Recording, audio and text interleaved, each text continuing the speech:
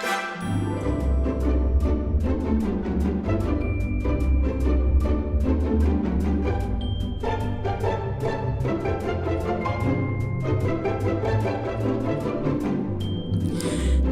up, Molly.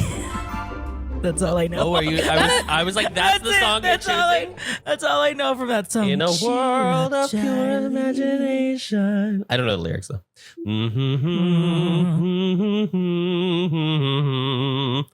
Hi, welcome back to Showgays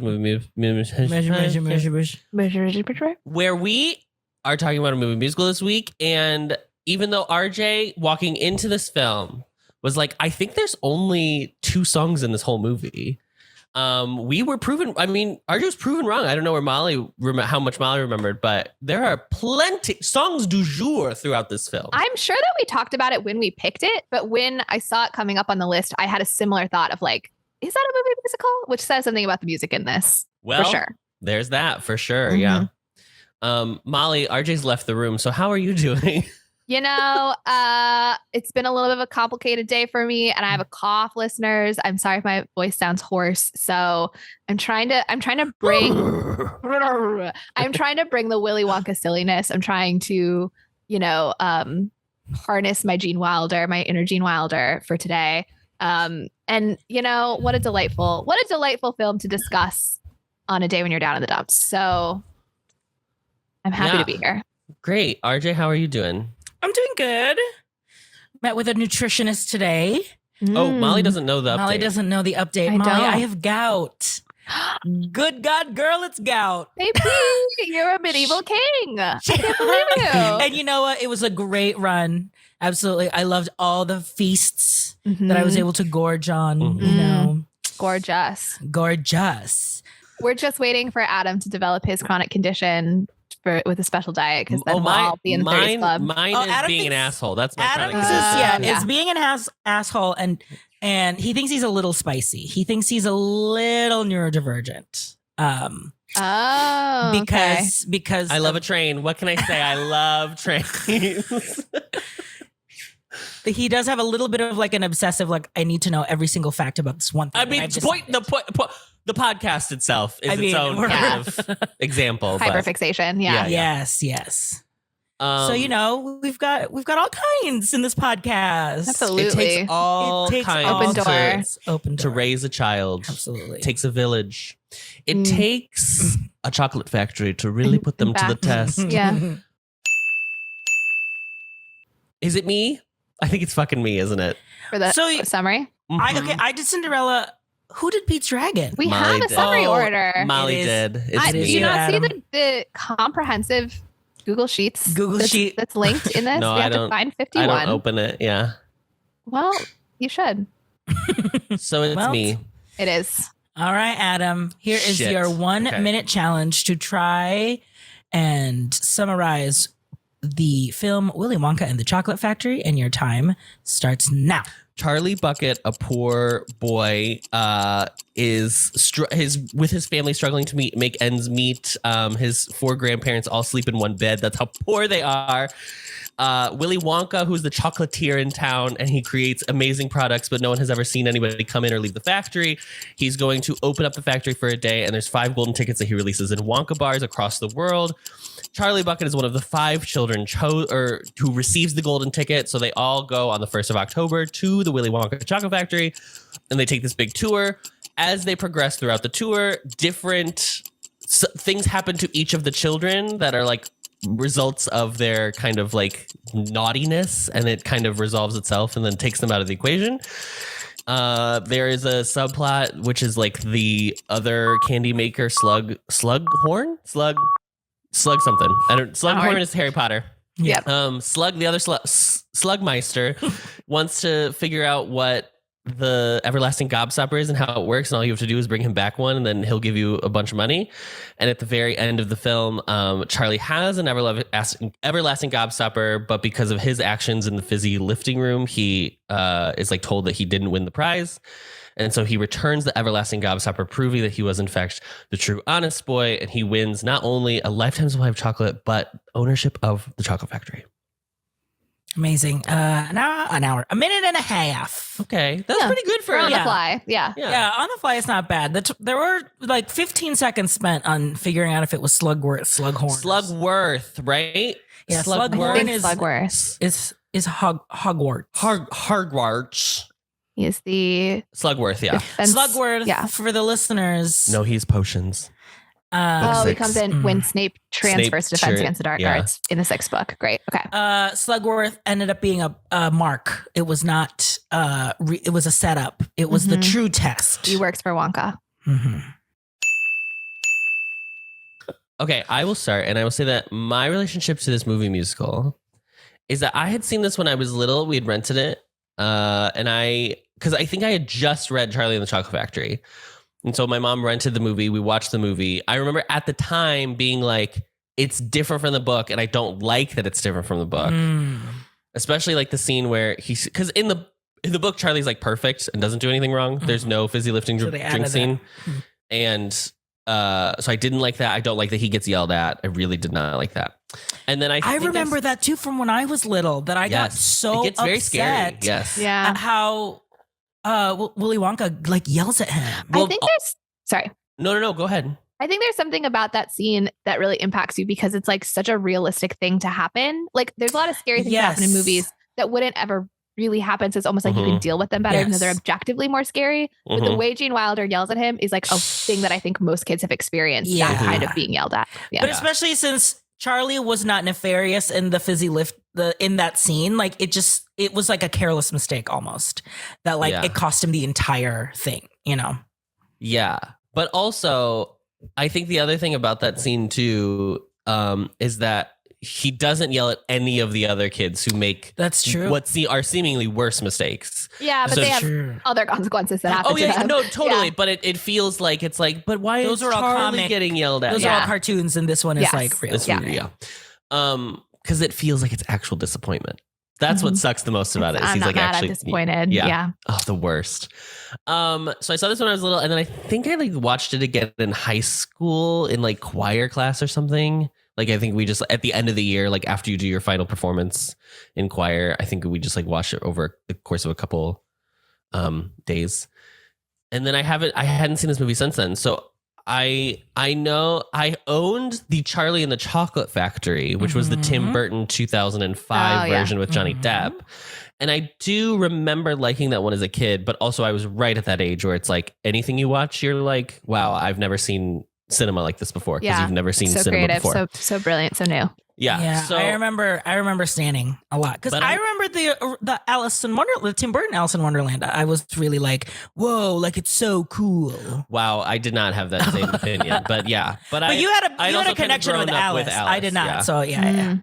But I'll just say this: when I was looking up the criticism of this film, one of the critics wrote that the Johnny Depp version is superior to this movie. And I was like, I haven't watched it recently enough to really honestly compare the two, but it feels like that is a wild take. That's wrong. I feel confident enough, having only seen the Johnny Depp version one time, that they're wrong. Yeah.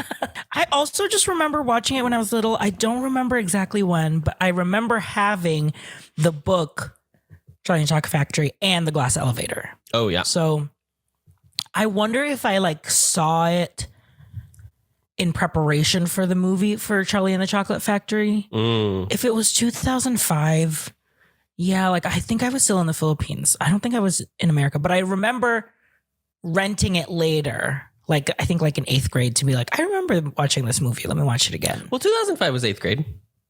Yeah, 5 to 6. Yeah. Yeah. So maybe. I do remember. So that's what I vaguely remember. And like what Adam was saying earlier, I really was like, I thought it was just pure imagination and the Oompa Loompa songs. I like forgot that the other songs existed. Because I know that there's a musical version of like a musical adaptation of this that obviously has more songs. But and I remembered distinctly like maybe I was combining both Willy Wonka and Charlie and the Chocolate Factory because I was like, okay, Charlie and the Chocolate Factory was not a musical. So maybe like I was always like, where did the music come from? So but I had seen, this was probably my 3rd time watching this movie. And then I had seen Charlie maybe like once or twice too. Molly? This feels like one of those movies that's just ubiquitously around. So I know that I watched it multiple times as a kid, and I feel like I've seen it more recently too. Like I don't remember what the occasion was. I just was watching it feeling like, yep. This is all like, I know that these things, and not in the way of, oh, I'm flashing back to being 11 and watching it. But like, I think I've seen it since. So I don't know. It's just sort of like, it's not a movie I feel like I would list as like, oh, here's one of my favorites. But it's also the kind of thing that I feel like I watch every 5 years for whatever reason. Yeah. And I look back on this movie very warmly and fondly. Yeah. Like I have no ill intent toward this movie. But what was I going to ask? Fuck, I interrupted my own brain. Doesn't matter, I guess. Okay. Was that it? Yeah. Oh, this is what I want to ask. Had you read the book? Charlie and the Chocolate Factory. In fact, I'm pretty sure that I had like a box set of Roald Dahl books, which I know included Charlie and the Chocolate Factory, Matilda, The Witches, and the BFG. And the BFG is my favorite. We had the exact same box set. Yeah, maybe we did. Because I don't think it had the glass elevator. I don't think I've ever read that. No, I think I checked it out from the library separately.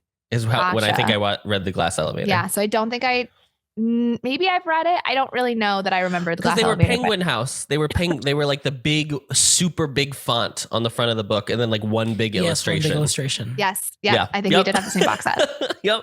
I do remember reading my favorite is BFG. I'll say that. I love BFG. I adore BFG. Yeah. RJ, the movie was not BFG? good, but I have not, but I've seen the movie. Yeah, the movie's not. It's not great. No. That's not it. I think that was Steven Spielberg, wasn't it? Yeah. Wild. If I picked one, I mean, my beloved growing up was Matilda, the movie and the book. Like I wanted to be Matilda so bad. Yeah. I thought it was. I would say probably Matilda still. I would probably rank Matilda higher than this in terms of like the adaptations of his works. Because it has such like a cool take that it went with. It does. I also love the stage show, the musical that they made recently of Matilda. To the extent that sometimes when I'm sad, I look up various kids performing Naughty because I just find that to be like so. That's Adam inspiring their little pluckiness. That's Adam with Billy Elliot's Electricity. He'll just watch kids sing about how much they love to dance. Is Matilda a movie musical or a pro shot on Netflix? It's a movie musical on Netflix. Oh yeah, it is. We should add it to the list for sure. Yeah, every year we'll do a doll. We'll do a doll. The year after we'll do James and the Giant Peach. Dolls at this point, Tricks. The dolls. Oh, actually, James and the Giant Peach is good. That like claymation-y movie. It is, yeah. Stop motion. It is that good. one was good too. I don't think that's a movie musical though, so we can't watch it for this. But there might be like one song. song. Yeah. Yeah. Okay, so Charlie and the Chocolate Factory, which we've just been discussing, published in 1964. There are some differences from the book to the film. Like, I think Veruca's room is like squirrels with nuts, which was the Charlie movie. Yes, the Charlie movie is more faithful, more faithful adaptation. The Charlie movie. Yes, I think that was one. There's like a few others. It's not terribly dissimilar, but it's enough that Roald Dahl wasn't happy. I'll tell you that. I'm going to talk about some of the controversies and things that have been omitted in further revisions of this work. Yes. Is this sorry, just to clarify, because there was like a recent republishing of his work that caused a thing. Are you talking about things that were omitted in that recent republishing, or are these in the movie? That? I'm talking about both. Okay. So the first thing, in the original work, in the 1964 published version, the Oompa Loompas are African pygmies, and it is very overt. Yeah. He like refers to their dark black skin a lot. And they're like, he describes their hair in a way that you just know is like not great. I don't remember what the exact word was, but I read, it was like an excerpt on the Wikipedia page, and I was like, oh boy, oh boy, oh boy. So then he got called out for it at the time. And they were like, this isn't great because they're basically in chattel slavery in this like it's you. What do you think for literally even a second? Yeah. So then he was like, you're right. I mean, fair enough. He said, you're right, and edited it. So then in the next publishment, and I didn't look up what year this was, but it was before the movie came out. So between 1964 and 1971, they republished it, and they changed it to they were all hippies. They're all like white San Francisco 1969 peace-loving hippies. Huh. Okay. Which is also like, I mean, not as bad, but like a bizarre, like Why- you just, what's Yeah, going why? on? Why does it have I don't to know be- if there's any good way to write the Oompa Loompas, though, to be quite honest. I think like as non-human, as non-human, characters. they have to be like which is kind of what they fantastical. went for with this Sure. the Yeah. movie in a way. But I think like even less human-like would be where I would want to go with Blobs. the Oompa Yes. Loompas. Amorphous blobs. More, I Minion- was thinking like more I like think Minions is right. dogs or something, or Minions in Despicable Me. I see what you're Banana. saying, Yeah. yeah. So that was the first controversy. That was the big one for this book specifically. And then in 2020, the Roald Dahl estate did omit a bunch of stuff. So any references to being fat was omitted. Now, being fat, huge part of Roald Dahl villainy that he writes. Yeah. Mhm. Almost all the characters. Is he British? Yes. Okay. No. Oh. And like you can tell, I'll just say this. Yeah. You can tell that Joe Rowling was very influenced by Roald Dahl's writing. That's all I'll say. In the so way that she describes fat people. in the way that all of her villains are also like, if they're a woman, it's like, or not even just a woman, but like fat people are almost always not good. Mm. Anyway, so that's one. References to corporal punishment were omitted. So like she needs a good spanking became like she needs a good talking to, stuff like that. Okay. Mike TV's guns, his toy guns were omitted from the book. I'll come back to that one. And then the terms like mad, crazy, and queer were all taken out of the book. The Mike TV guns thing, because I mean, I guess the book is not specifically set in a very specific time, but I mean, we can all glean that because he's watching he is like obsessed with Western shows. Like it's very clear this like 1950s, 1960s energy America. Yeah. And I actually think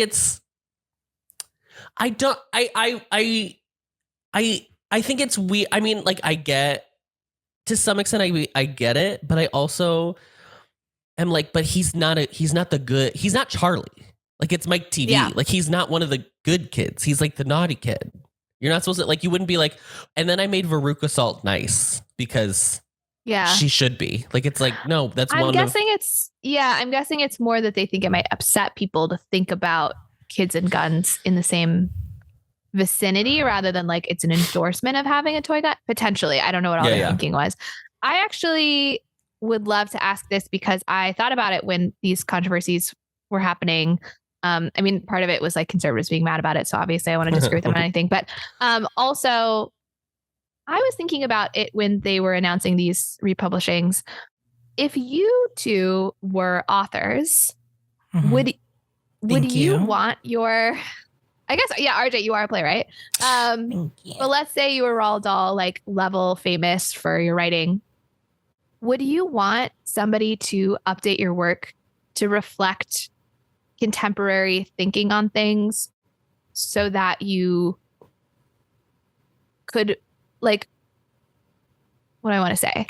Like, I feel like I would want to have my work reflect the empathy that I hope I have for the world now and like continue to keep up with it and not have whatever blind spots I have now because we haven't evolved yet as a society to like ruin the thing that I made. I would want to feel like somehow if like your work continues to live, like I would also want my perspective to live on and to reflect like whatever is. So I'm not talking about like litigating the specific choices they made, but like I think it's an interesting question of like, would you want your work to be living in the fact that it gets updated to reflect modern thinking?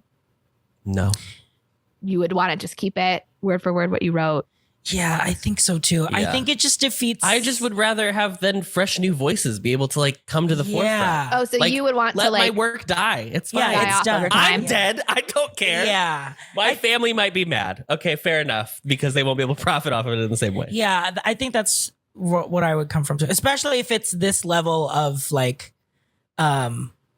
popularity and, you know, like synonymous to whatever, like children's literature. Like I would much rather it be uplift or pass it to the new generation rather than like, let's take this beloved classic and because at some point it like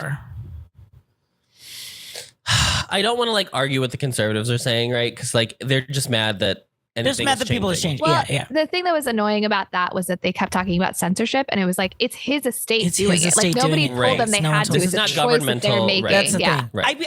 I will say, like, I do like that there is at least a level of thought that's going into their estate being like, you know what, and they may have some kind of foresight of like, if they continue to still teach this, you know, if this book is still something that literally every kid will go through in London or around the world, then maybe they do feel that sense of responsibility. So I commend that they feel that way, that they're like, that legacy is important, that they have a kind of purpose.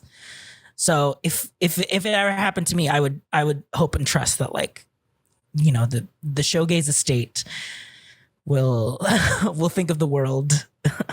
I love that we're like a family in this circumstance. Yeah, absolutely. I'm constantly cutting out old portions of old episodes. I'm yeah, that's true. updating. As soon as someone is canceled, Adam takes it out. Yeah. You know.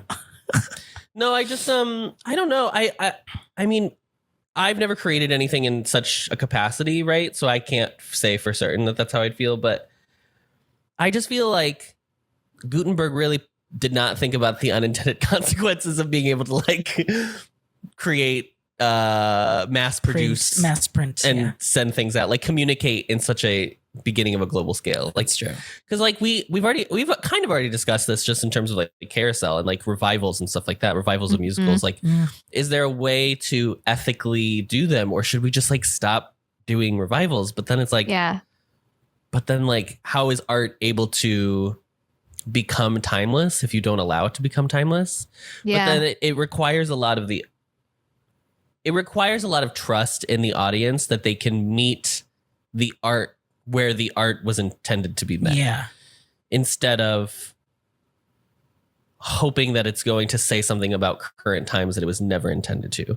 Yeah. And I think it's okay to want your art to speak to current things going on. And I think it's exciting when you're able to kind of carbon date it. Like, you can look at a work and be like, I can tell that this was what was in the culture of the time. Yeah. There's something about that helps. I mean, even with just like history of the world, like you can see like how the art represents, like, you know, and I will say, like, I don't think anyone's ever proposed this, which is why I don't understand some of the concerns about censorship, but like, I would be against us like destroying the original copies and like not being able to also read that version. Right. Like, I think that those should exist. I think they should be easily available. I think that in classes where you're reading about things, you should read the original text of that thing. Like, things can be like academic and not for retail. Like, yeah. But I also think that, and maybe I have a different perspective in part because I mean, I think both of your arguments of like, let the thing die off is also great.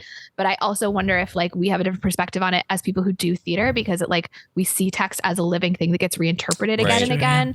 Whereas I think some people see text as like a very solid and static thing. A document. Yeah. A document. And like the thing that makes the document is the words being exactly as they were at the time that they were written. And like, we've all been in shows that like, we don't tell MTI, but the line got changed, right? Like, I don't see text in quite the same way. I do hate the argument of don't change it because it's like a slippery slope and how much would you have to change that? Like, I hate when people make that because it's like, oh no, we'll have to keep thinking in the future. What a terrible concept. Like, yes, of course it's complicated, but saying like change nothing because then there's a lot of questions that come up is such an intellectually lazy argument to have of like, I don't want to deal with the questions is like, what? My argument is it's too complicated, so I'm just not going to do it. It's literally frustrating. Conservatism in Florida. Like, I don't want to answer questions about having to deal with, you know, gender or whatever. So let's just not ever. Yeah. I don't want to get too much into like my thoughts on copyright law, to be quite honest. But like the reason like fairy tales don't have this problem is because they're just like allowed to be reinterpreted forever. You can't reinterpret Charlie and the Chocolate Factory because something owns it and will sue you and you're not allowed to. Yeah, so totally. It preserves it in time in a way that it is like almost detrimental to the like idea of the piece itself. Right. Because like at its core, Charlie and the Chocolate Factory is like the whole point of the book is like be good. Yeah. Which is like most of Roald Dahl's books are just like be a good kid. That's like the common running theme. And not that that's never been told in a book before or since, and won't be until the dawn of time, or till the end of time, I should say. But because I don't know, like you can reinterpret Cinderella 100 different ways and no one's going to come after you, but you can't, you know what I mean? I don't know. Yeah. You think maybe that our copyright should span less time? Yeah. Yeah. I know I worked for the company that pushed for how long it is now, Molly. I understand the irony here. Well, what do you think would be a fair span of time for copyright law?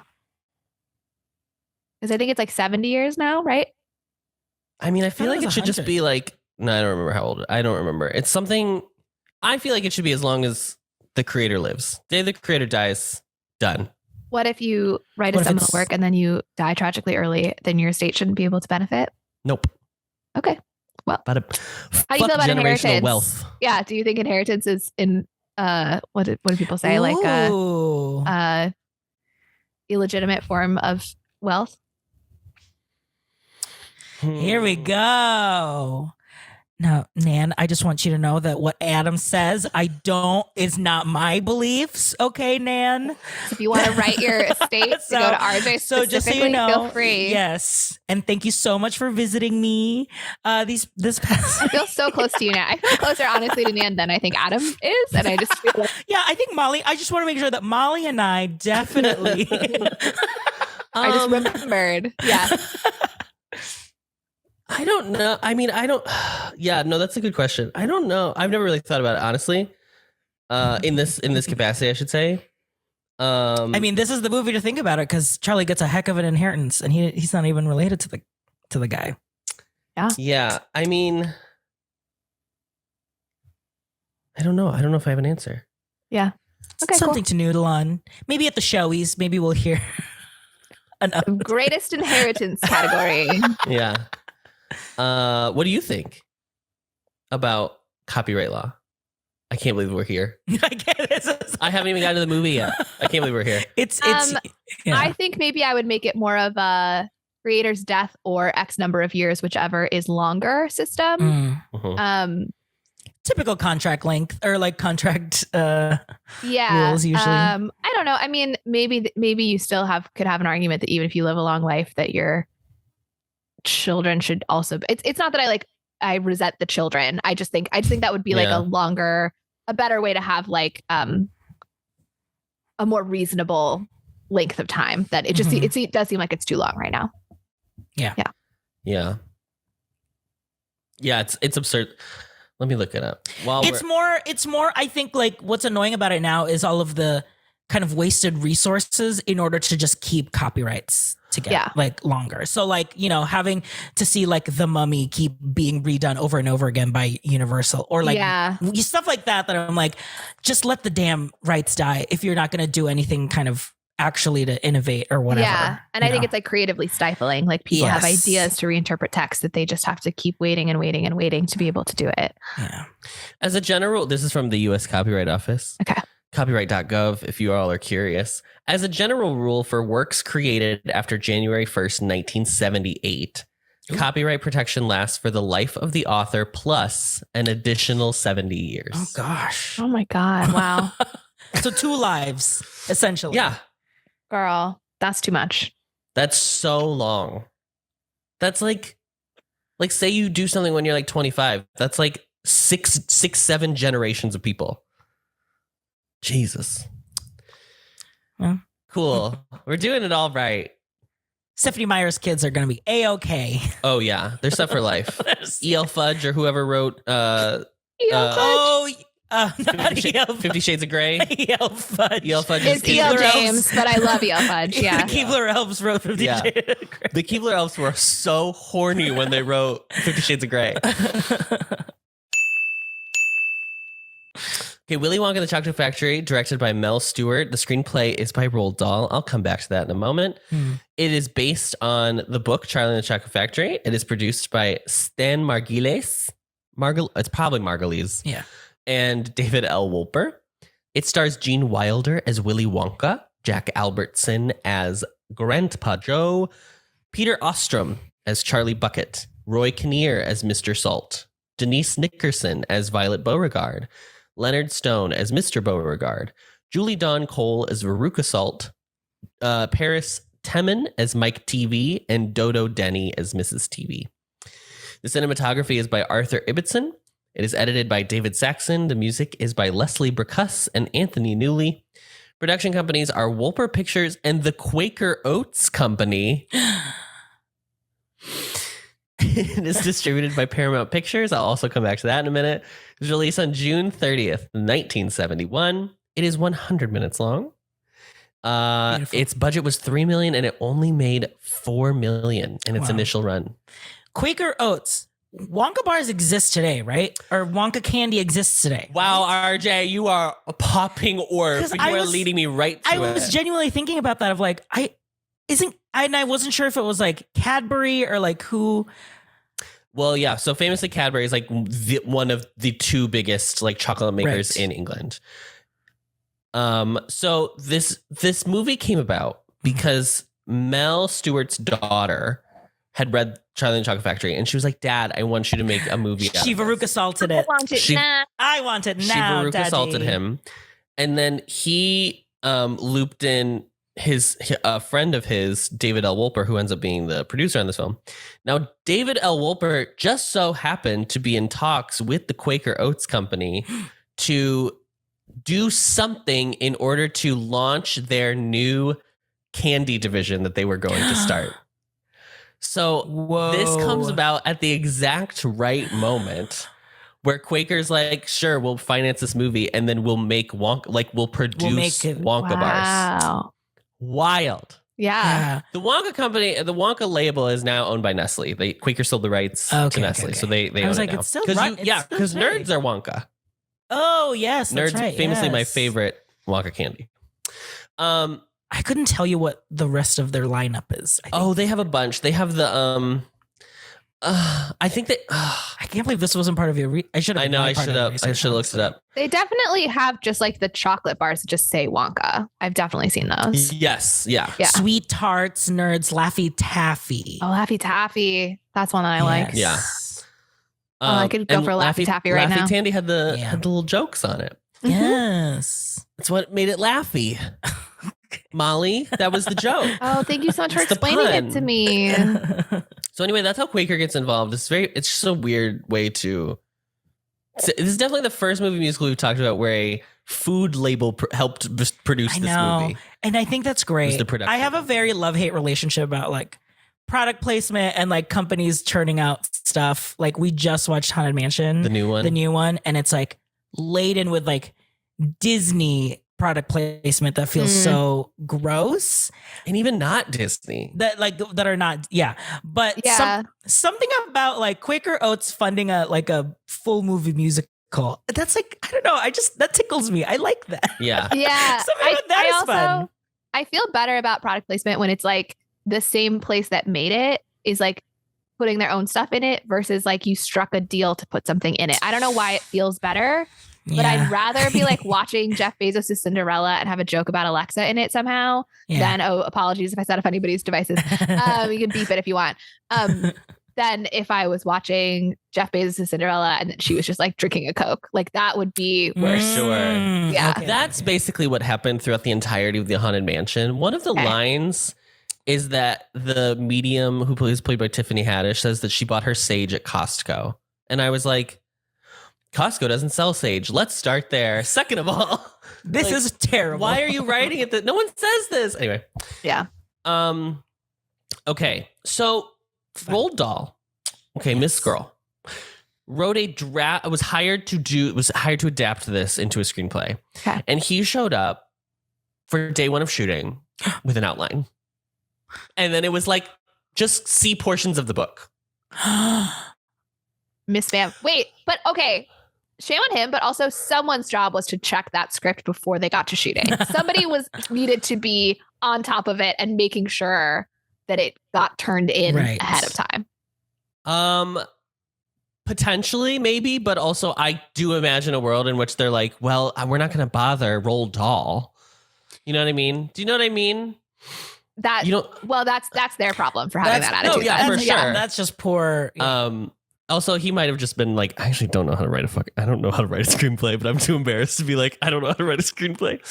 I also believe that they're very different. They're completely different mediums.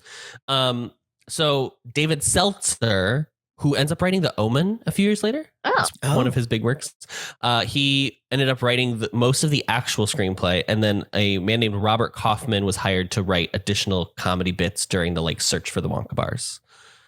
My favorite part is when her husband's in a hostage situation, and the hostage takers want the case of Wonka candy, and she's like, "How long do I have to think about it?" It's a very good joke. It's so funny. So that's very interesting. But David Seltzer does not get credit for this film, and the way to appease him with that was Wolper was like, "I'll fund whatever you do next." I think it was that, and it was The Omen, and it became just crazy. So the title changed. So famously, the book is Charlie and the Chocolate Factory. This is Willy Wonka and the Chocolate Factory.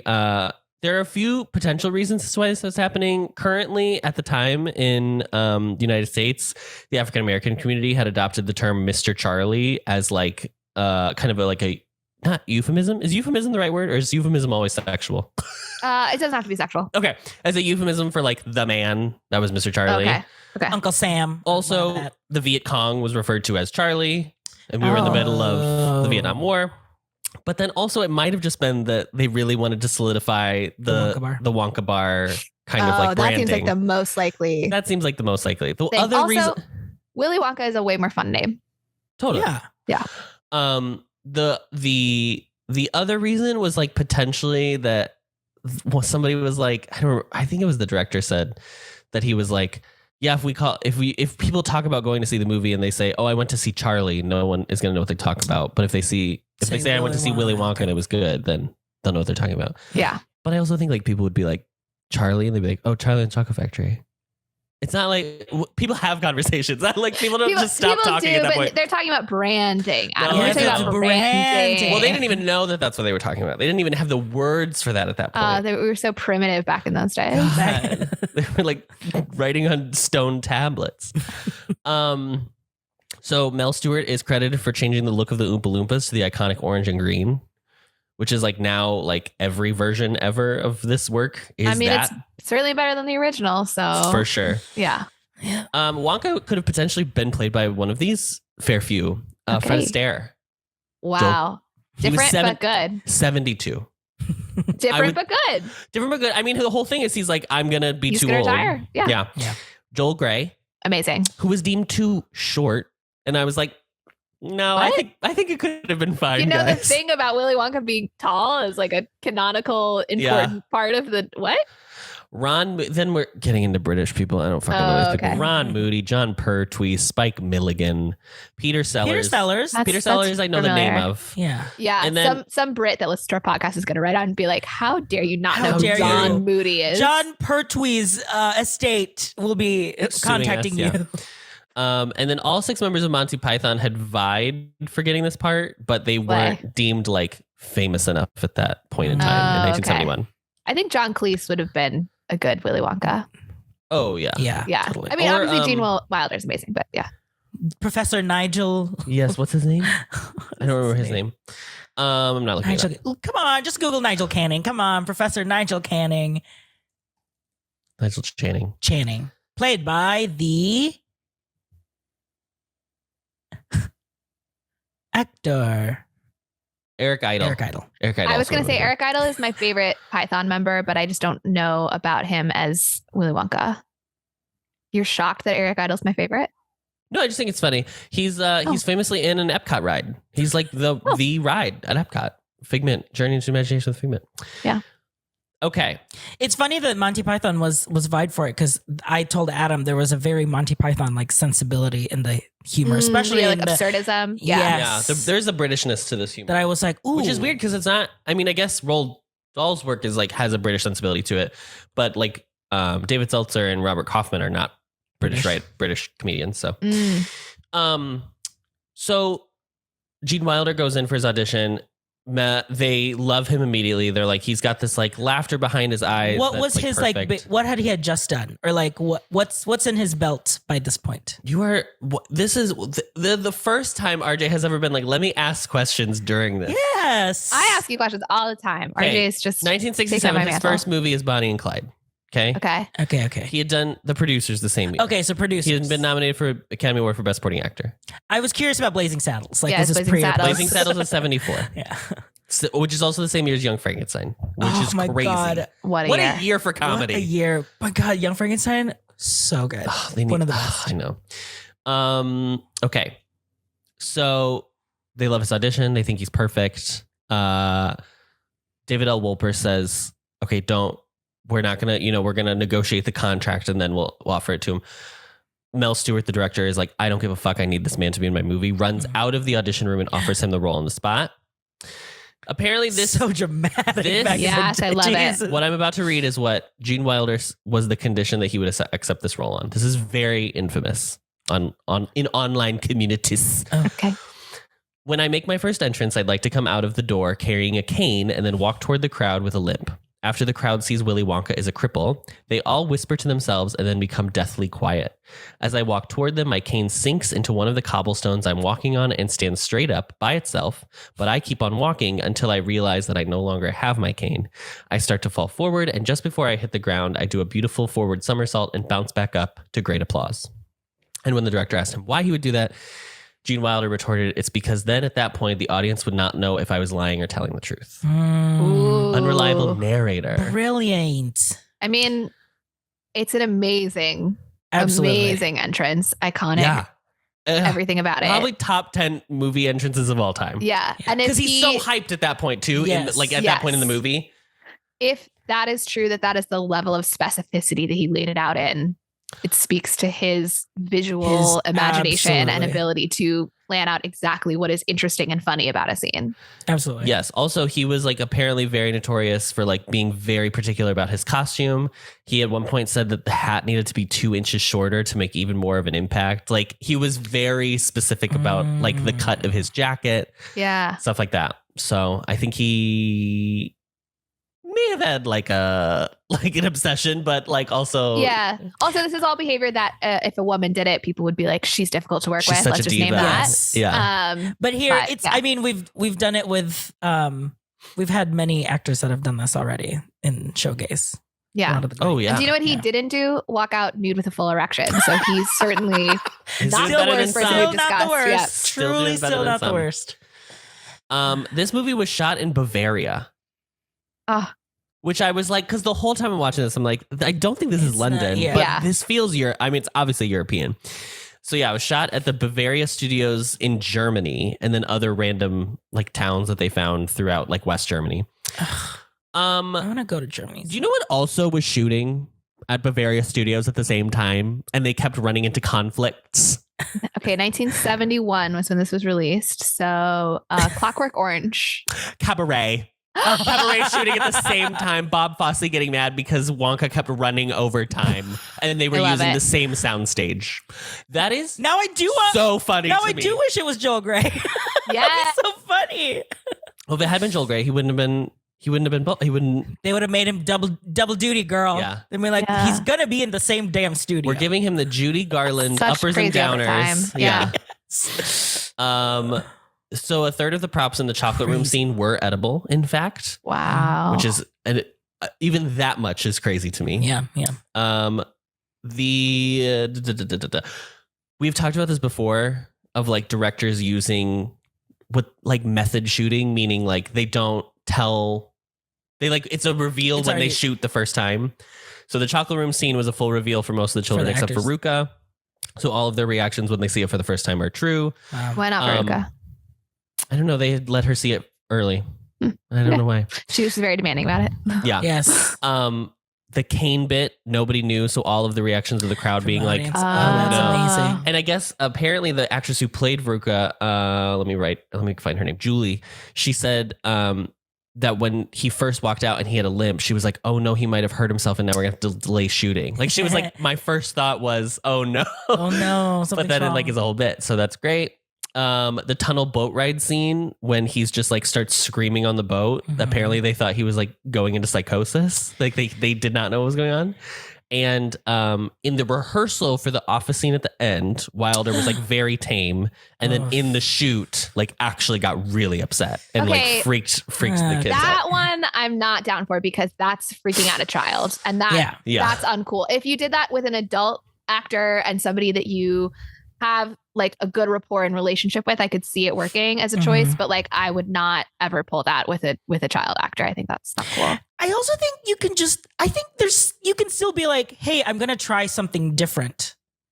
And as an actor, even as a kid, I think you can be like, okay, so I'm just going to expect anything. Or like, I'm just going to be in a place of like, I might expect something. I still think because we talked about how affecting that anger because of the specific thing that he's doing. Yeah. I think not freaking out the kids, but like surprising the kids with the limping thing, that's fine to me. But I think if you're going to have a scene with that sort of emotional resonance with a child actor, they need to know like this is what's going to happen because they need to like have the practice to feel safe, I'm guessing, in the scene. Yeah. It's especially interesting because what ends up in the cut of the film, I would not say that I like remember Charlie's reaction to it. No. I don't think we see him until really when he's about to leave. It cuts to him a couple times. Yeah. And I remember Grandpa Joe being very upset. And I think that he also didn't know. So I think that was more like, Jesus, fuck. Why he's screaming at this kid. So that works. Grandpa but like, Joe. I don't really remember Charlie's reaction. So I think it's interesting that they felt that was important. But we do this a lot with movies with kids. Because they're like, oh, you just got to get that raw. Natural. Because kids are stiff in their acting. Yeah. And then apparently of all the kids, the kid who played Mike TV was like the troublemaker on set. Okay. And he released the bees from the gum machine.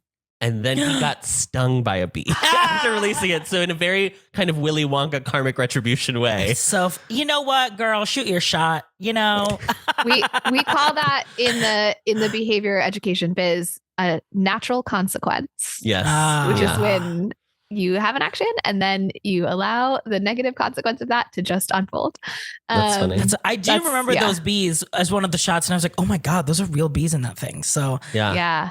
Crazy. I want to say, I know I'm skipping ahead to the movie a little bit, but that actor is my favorite of all the child actors. I know. Oh, he's so funny. Oh, I said the same thing. The TVs are probably my favorite. The TVs are my favorite. Yeah. The mom is so funny. Yeah, when it plays fucking Mozart and she goes, Rachmaninoff. It's so good that it's like she's wrong, but she's so convinced she's right. It's and nobody corrects her. Yes. Okay, that's all I have. The only other thing is that this was nominated for one Academy Award. It was nominated for Best Music Scoring Adaptation and Original Song Score. And it was just nominated. It's just me that it didn't get any other like costuming or cinematography. I mean, there's just such a rich like visual language to the movie. I cannot believe this does not have a production design nomination. Was the big one probably. Honestly, or like pure imagination as song too. Well, that's probably, is that within this category? Or you're saying it would be a different for the song itself? I think the song itself, well, because like, so the full title is Best Music Scoring Adaptation and Original Song Score. But like, what? Yeah. What does that mean? Yeah. It is interesting as we've like gone through this to see like other versions of Academy Awards that have once been a thing. Cause it's like, that's word soup. That means nothing. But yeah, I was only nominated. And it wasn't really, I'll talk about that later, but yeah, it wasn't like a huge hit. So I think that's very interesting.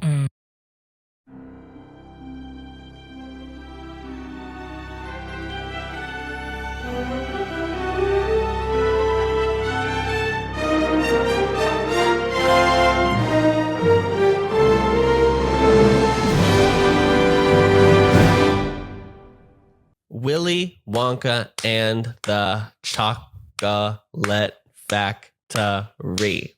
Okay. Overall thoughts.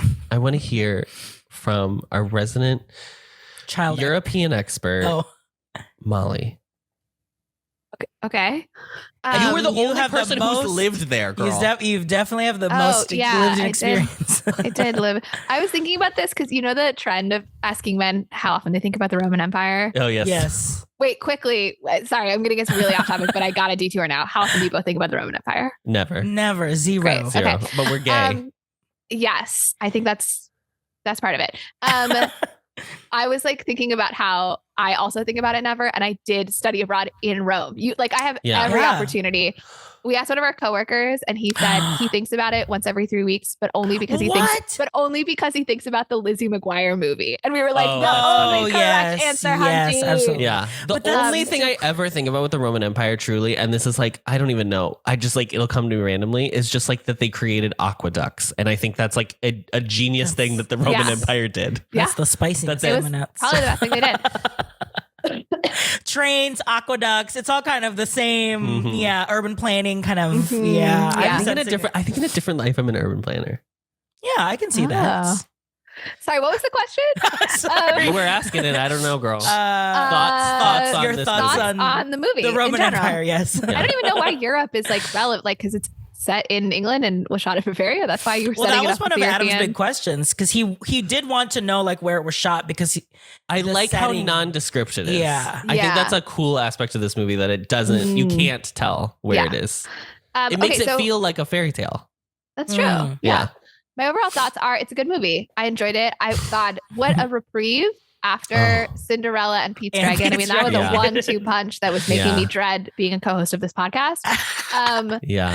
I mean, we always end up doing that. It was the Mamma Mia's, and then Carousel, Annie. 1-2 punch. Yeah. So I think it's a great. My mom just told me that she watched Mamma Mia. She rented Mamma Mia 2.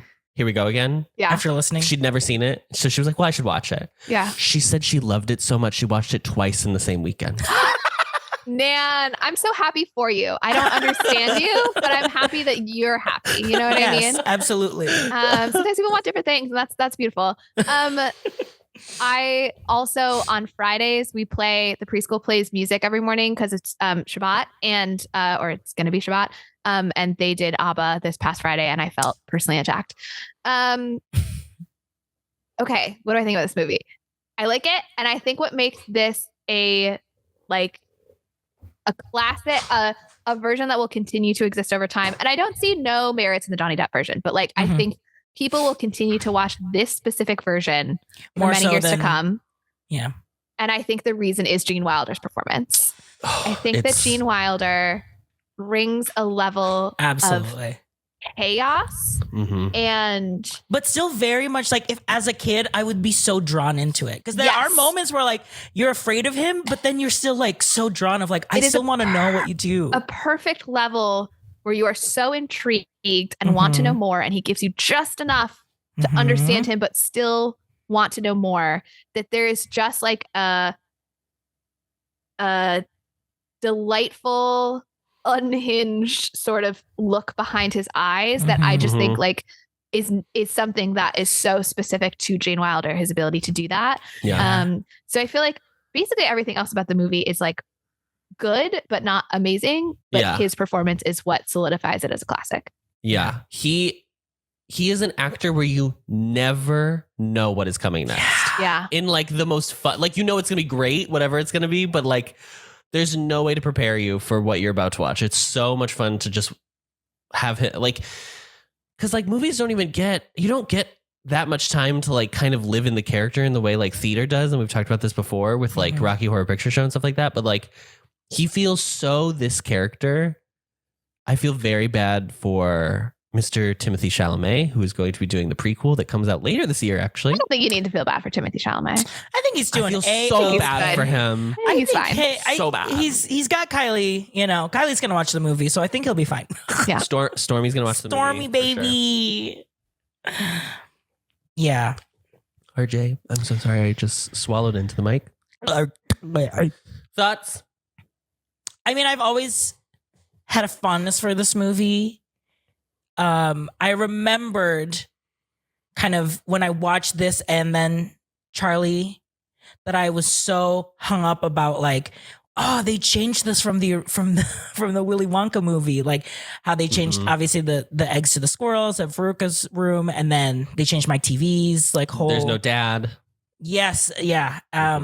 So I always looked fondly in this movie, but it wasn't until this rewatching that to me really stood out. Gene Wilder, really the casting, everyone, you like you remember the kids and their families like being so distinct, but I felt like the movie with just like really simple lines and like just simple dialogue and simple jokes, you got it right away. And it didn't kind of overdo, because like the Tim Burton version, it's like obviously they heighten it with like all the visuals too. Yeah. But here it's just like simple jokes from like used car salesman, shows you exactly who Violet is and her family. So I think like the writing and the casting for me was really like so good. I think it's so funny that both of you watched this movie at like that concrete level of childhood where you like read a book and then you see the movie and you're like, it is different. So it is that. And I don't know why we all have to go through that phase of like not understanding adaptation where you're like,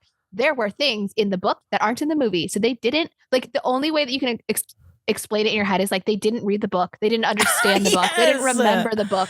Like things that are different are errors. That's the only explanation. Yeah, totally. I think there is, Molly, I hate to tell you, as someone who does a podcast about Harry Potter, I actually think that is not a short adolescent phase of life for some people. I think that's like a whole life situation for some people. I really hate to tell you this. Are you throwing shade at your co-host for that podcast? No, I'm throwing shade at just a lot of Harry Potter fans. Oh, gotcha. I mean, who are convinced that the movies should have been like 6 hours long each. And I'm like, no, then no one will watch them, but you. I don't think that. I will say as a Harry Potter book fan, at least in the day, I haven't been able to bring myself to reread them in recent years. Why? That. Something going on? I love the book so much that it's hard for me personally to love the movies because I'm aware of all the details that aren't in there. But I just see the movies as like a different thing that I feel less strongly about. And I'm not mad at them for not containing those details. I mean, there are some things where I wish Percy were a little bit more in the movie so that he could pay off in the final movie a little bit more, that kind of thing. But like, I know that you can't pick everything to be the detail that's included. So yeah. Percy's the one that sucks, right? Yeah, Percy's awful. But see, because he's so awful, his return for the Battle of Hogwarts to me is one of my favorite moments of the final book. Yeah, so Colin and Dennis Creevy are my two favorite characters in the book series. And they are like not in the movies at all. It's very sad. It's just I feel like I've maybe said this before, but the whole 7th movie is like, or like the combination of the two. What to me is amazing about the 7th book is the way that all these characters that you've seen come back to participate in the Battle of Hogwarts. And so having cut so many of those side characters makes the final movies are just action movies. And you have like almost none of the heart of what makes the wrap up of the story meaningful. So it's difficult. Yeah. Anyway, Adam, what did you think of Willy Wonka and the Chocolate Factory? Let's talk about Willy Wonka. I had a really good time. I think the first act of this movie is the strongest part of this film. Even though I love once we get to like seeing all the rooms and the imagination of the visualization of every room that we get to, because like just to be on these sets and look around would be so fun because there's so much that I know the camera's not picking up, right? But I think the comedy of that first act is like really strong. Like how goofy it is that the whole, like every news broadcast on earth is looking for golden tickets. Yeah. To visit a chocolate company. It reminded me, I already said Monty Python, but it kind of reminded me of like Airplane too. Like that kind of Leslie Nielsen? Leslie Nielsen, yeah. Like that kind of comedy where it's just kind of little vignettes that fill up the world. Very 70s comedy. I mean, what it's a very 70s movie. Yeah. What a beautiful like fantasy to live in that's the news of the day. Like that's the most important thing happening in the world. Yeah, that's true. I don't know that I agree with you that I like the beginning more. In fact, I was shocked when I paused the movie at one point and it was in the edible room and we were more than halfway through. Oh yeah, I know. And I had not realized or registered how much of the movie takes place before they're in the chocolate factory. Yeah. I don't think any of the songs in the first act are good. I do want to say that. I think most of the songs in this are not good. Yeah. It's but really also not. like when I think about this movie, I only think about the parts in the factory. I only remember those parts. Sure. I think that's right. I don't remember, like when we were watching yesterday, I was like pleasantly surprised by most of the first act. And that may just be like why I was so like tickled by it. That's it why felt more new. Yeah, that probably is it. But the first act, let's talk about this Candyman song. There's some weird. There's some. Yeah. Okay. Let me play you. Okay, a little bit of the Candyman. Who can take a sunrise, sprinkle it with dew, cover it in chocolate and a miracle or two? The Candyman. The Candyman can. The Candyman can, 'cause he mixes it with love and makes the world taste good. Who can take a rainbow, wrap it in a sigh, soak it in the sun and make a strawberry lemon pie? The Candyman. The Candyman. The Candyman can. The Candyman can, 'cause he mixes it with love and makes the world taste good. Willy Wonka. Now, as children of the 90s, we were alive. I mean, at least Molly and I were. I don't know if this movie was a thing in the Philippines, but there was a horror movie called The Candyman. Yes. And so and I think they used the song for maybe the trailers or something like that, like a spooky, I don't remember that, spooky dooky but that's version. possible. So that's when he started singing the song, I was like, oh, I'm flashing back to like being scared of like this type of movie. There was like this, and there was like the guy with the claw. I don't know, just like a bunch of those like specifically 90s. I think the guy with the claws also Candyman, maybe. Oh, yeah. that is? Yes. Yeah. Okay. Just like a bunch of those 90s late slasher, like we'd moved out of the 80s into the 90s, and they were like getting like goofier. Like they were like, they had to have more of like a slant to like, I don't know, sell them to kids also. So that's what it reminded me of. I don't like this song. I don't like that a man is singing to children. How are these songs? These songs don't feel connected to. They sound like it sounds like SpongeBob the Musical, where every song was written by a different. That's what I'm saying. Yeah, it doesn't feel connected to like the story. Like they don't feel like they're from the same mind. It feels like they are slotted in. I think obviously the Oompa Loompa songs, but pure. Oh my God, so good. I know I just said the music and this is so bad, but like Oompa Loompas slay. But like the songs don't feel like they were written with the musical, with this movie in mind. They just, there's something about like distanced about them. And I don't know what it is. I don't dislike this song. I think it's a little bit too soft of a start. I think it's like very, not low tempo. What's the word I want? Mid tempo. No, but I mean, is low when it's slow? Slow tempo. Slow tempo? Slow tempo? Yeah. Is that what I want? It's like a very gentle. Sure. It's like a very gentle, slow song to start us off, and I think we probably needed a bit of a big number. I don't agree with your like it's a grown man singing to children, and like I think that people have made this song into something that is like creepy, both with the horror movie thing, and then also like we as a society have just decided like grown men can't be around children, and I think that has toxic implications for women who then have to become the caretakers of children because we've decided that it's like creepy for men to be interested in caring for children. So I don't like that is like a thing that we have all agreed to for whatever reason.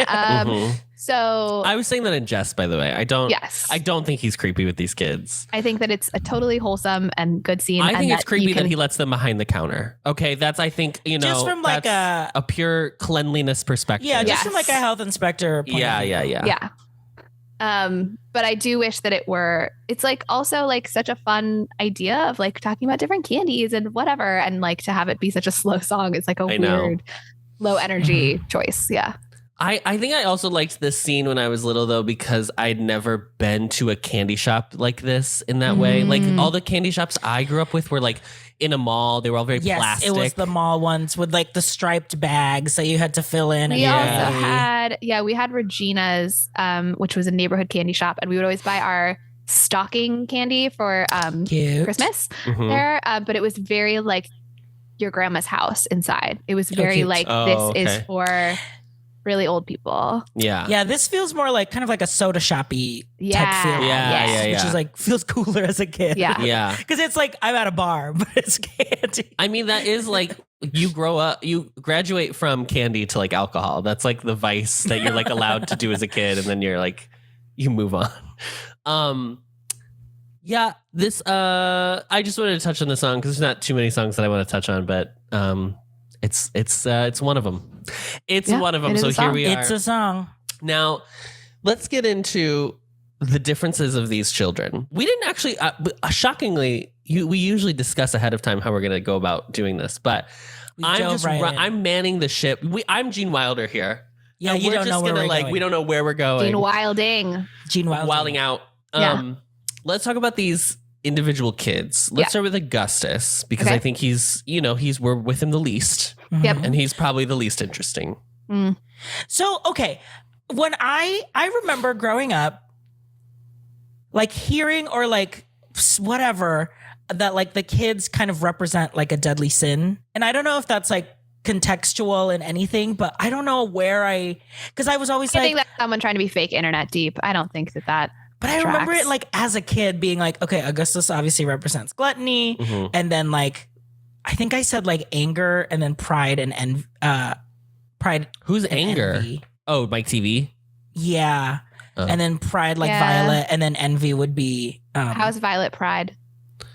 Yeah, Violet can't be Pride. because her fucking chewing gum that she keeps talking about, and then She's like, like she's she proud keeps of showing the off. gum? yes, Yeah. and like It's to why her I guess. friend. Because I mean, I'm going off the But I'm trying to schedule remember, already like, for children, but like, Did I learn think this in it's- school? I don't know. I don't know where I heard it. I think it's like so weird that like I feel like every other child's flaw is like a real flaw, and then her deal is just like dumb. Like her whole Yeah. flaw is just gum, and I was like, Yeah. what a specific What a thing to be specific mad dumb. at kids for. It feels like Roald Dahl hated when kids chew gum, just like He just, like, had loudly. misophonia or whatever. And you're just Girl, like, if there's something about this book that is so like you're in the mind of the author, it's fully like what do I hate about? these TVs, kids have to read. TVs are going to be the death of literature. And it's like, Yeah. oh boy, oh boy, oh boy. But I at least agree that there is too much screen time that can exist for children. Sure. I don't think that there is an epidemic problem of children chewing No. gum. It's just like not an issue. No, but I do. I remember like being in school and being like a thing that you couldn't chew gum in class, Yes. which I was always like, But I think that's just Okay. like it's it was more like if Disturbing. you would stick it somewhere. Stick I it to think was like things why. and- Yeah. Oh my God. I had this summer, there was this time that we were sitting in the theater and this kid kept asking me questions and I like knew he was trying to like get out of paying attention to stuff. So I was like, I'm not answering any more questions. Like we're focusing on this thing. And then he was like, Miss Molly, this is important. There's gum under this chair. And I was like, sir, that's not important. That's not an important thing. You didn't need to interrupt me for it. Anyway, that's what I think of now when I think of kids sticking gum to Gum. things. Yeah, I do remember it being a big deal. And I feel like there was also more concern about like it was going to ruin our teeth and whatever. I mean, maybe I just don't know because I like don't have a well, kid. Molly, you have so I beautiful don't. teeth. Did you have braces? I did. Actually, I had to have braces twice because I didn't wear my retainers the first time I got the braces off, and then my bottom Molly. teeth got screwed up. And so right after college, I did Invisalign to refix my bottom teeth. And my How long was that though? parents Was were it not happy about it. a less amount of time? It was a less amount of time because Okay, it was good. just like fixing a mistake rather Yeah. than a full reset. So yes, there's been thousands of dollars of orthodontia that has gone into the smile that you Wow. see here. Yeah. I will say growing up, my mom never let me eat gum because she was so afraid that I would swallow it. Like to a point Well, where like, you just said like, eat gum, so that Oh. shows that maybe you had the Yeah. wrong chew attitude about gum, it, sorry, RJ. chew gum. And it was always so annoying. Every time I would chew gum, if I chew gum right now in front of my mom, she would be like, you're going to swallow that. So Wow, she doesn't I trust don't you know. still. No, so I don't know if Profound. I've just erased that from my memory. That I swallowed a lot of gum when I was little. Maybe. Maybe. Who knows? Well, so in the original book before the published version in 64 in his early draft, It wasn't gum. She was smoking cigarettes. no. There were more children. This goes back to your like Oh.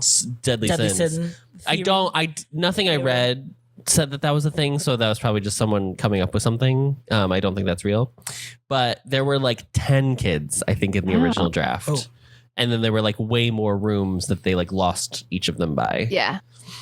Which at that I think point, 10 editing. kids, that's when it starts to be like, oh, this is a house of horrors. This Yeah, is- I think editing it down is the way Editing to go. it down makes it specific, so then at least it's like the comeuppance of each kid, I think, packs more of a punch. This is that murder castle in Chicago at the World's Fair. Yeah, Like, H.H. Holmes. Yeah. Yeah. Yes, H.H. Holmes, yeah. yes. Which is that Devil in White City? Yes. That's why Jason Robert Brown was writing a musical, writing the songs. No. No, I'm not. I'm thinking of Midnight Gardens of Good and Evil or whatever it's called. Midnight in the Garden of Good and Evil. Yeah, never mind. That Sorry. JRB is doing a musical about it, though? Yes, Yes. but JRB. Okay, is my still- excitement is about it's JRB, still not there. about yeah, it. yeah. Okay. So yeah, you should visit. It's at the Goodman next year. Yeah. Augustus, we were talking about Augustus. Augustus Gloop. Augustus. I mean, you know, His whole thing is he's fat. His problem is he's fat. Yeah. he can't have enough. He's just won't stop Yeah. eating. I chowing do down. like the scene where they're interviewing him because he won the ticket and his dad eats the mic. Yeah. That's It's so ridiculous. goofy. I like that. Apparently when they shot this, the Chocolate River was obviously just like dyed water. Mm-hmm. But they had originally also tried to Put Swiss Miss in it or something like that. they had tried to put cream to like thicken it and also I think cocoa powder instead of like just brown dye or like however they make brown dye or whatever. Mm-hmm. And so it was originally red, so then they had to fix it to make it brown, but by the time it became brown, the cream had curdled. Oh, And so it smelled really bad. So the kid who played Augustus was like, it just was like smelly, dirty, cold Yeah. Oh, water. God. And he had to like eat it. Ugh. yeah. Now, I will say in the Charlie and the Chocolate Factory 2005 version, this river looked like chocolate. Like it was Yeah. like thick. Yes. Like, the viscosity. You want a river that looks like a chocolate fountain at a wedding. That's what you're Fondue. looking for. Yes, fondue. You are looking for fondue. Yeah. That kind of texture? Viscosity. Viscosity. Yeah. Viscosity. Augustus. We'll go in order, I guess, and By order of loss. by order of loss, the most amount of time we have with each of them. Actually, I don't know if that's true because I think I have the most amount to say about Veruca Salt. So, let's go Mike TV. I mean, we've already said Iconica Jones. Jones. So funny. All of his quips were so good. And He feels like such a Such a caricature real- of I American culture too at that know. time, and that is, I think, the satirization of that aspect is So so good. funny because there is like this disdain that I do think like the More Brits so than have about Americans. Yes, more so than the Beauregards. Like, I think he is definitely more of like, Yeah, because I don't think in the book I don't think they're not from Montana. I don't think he's like a used car. So well, because in the Charlie and the Chocolate Factory, her mom comes with her. Yes, and she's a little bit more like not posh, but she's more put together. Like Missy Piles is like Yeah, 'cause iconic blonde they kind bob, of like make they kind of make her whole thing that they're like they're like really they're very competitive. Oh, That's what they make yes, it. that's what it is. Yeah. Which goes to my pride theory. But That's Violet's deadly sin is her pride. Yeah. But I think in this one, I mean, I know we were just talking about Mike TV, but I think in this one, Violet, I think if there's like a thing, whatever, there is like a level of like, oh, I can come up with a bunch of different ways that boys are crazy, but like girls are either a brat or they're sweet. And so like, that's kind of why in this, it does feel like Violet doesn't really have a really, Yeah. Because Veruca is taking the brat role. Yeah. Yeah. yeah. And Veruca is taking the brat role, honey. Veruca Oh. She's It is eating hers. the brat role. No one can even come close to This Brat. every femme that's ever watched this movie has wanted to be Veruca. Absolutely. Okay, I'll go back to Mike TV. I was saying Yeah, that- Is that in the lesbian master talk? Would you have wanted to be Veruca Salt? Did you have fantasies about being a Veruca I think Salt? that's I think that's about gender. That's not about sexuality. Yeah. Oh, okay. Going back to Mike TV, I was saying I really think it's very funny that it's like a full satirization of like American culture at the time. I think that like It's like the TV dinners. It's the just he's always watching TV. He's Yeah. obsessed with Westerns. Like they live in Arizona. Like it's just like it's the like Americans are just doing whatever they want to do without the like consequence. They have no consequences for their own actions. or it's the Yeah. like I just live in my little suburb and that's totally fine. I'm just like happy with Yeah. my plain life. Yeah. But I think his performance and the woman who plays his mom are so good. fucking So funny. Anytime she had a line in this movie, I laughed out loud. Just like that dry, it's almost B. Arthur like delivery where it's just kind of like abrupt, and then you just say, I was kind of, and her fainting was giving like Carol Burnett too a little bit. Oh yeah. Very American comedy. Mm-hmm. I think he also feels the most present of all the kids. I will say, I think that the child actors on the whole do a great job in this movie. Totally.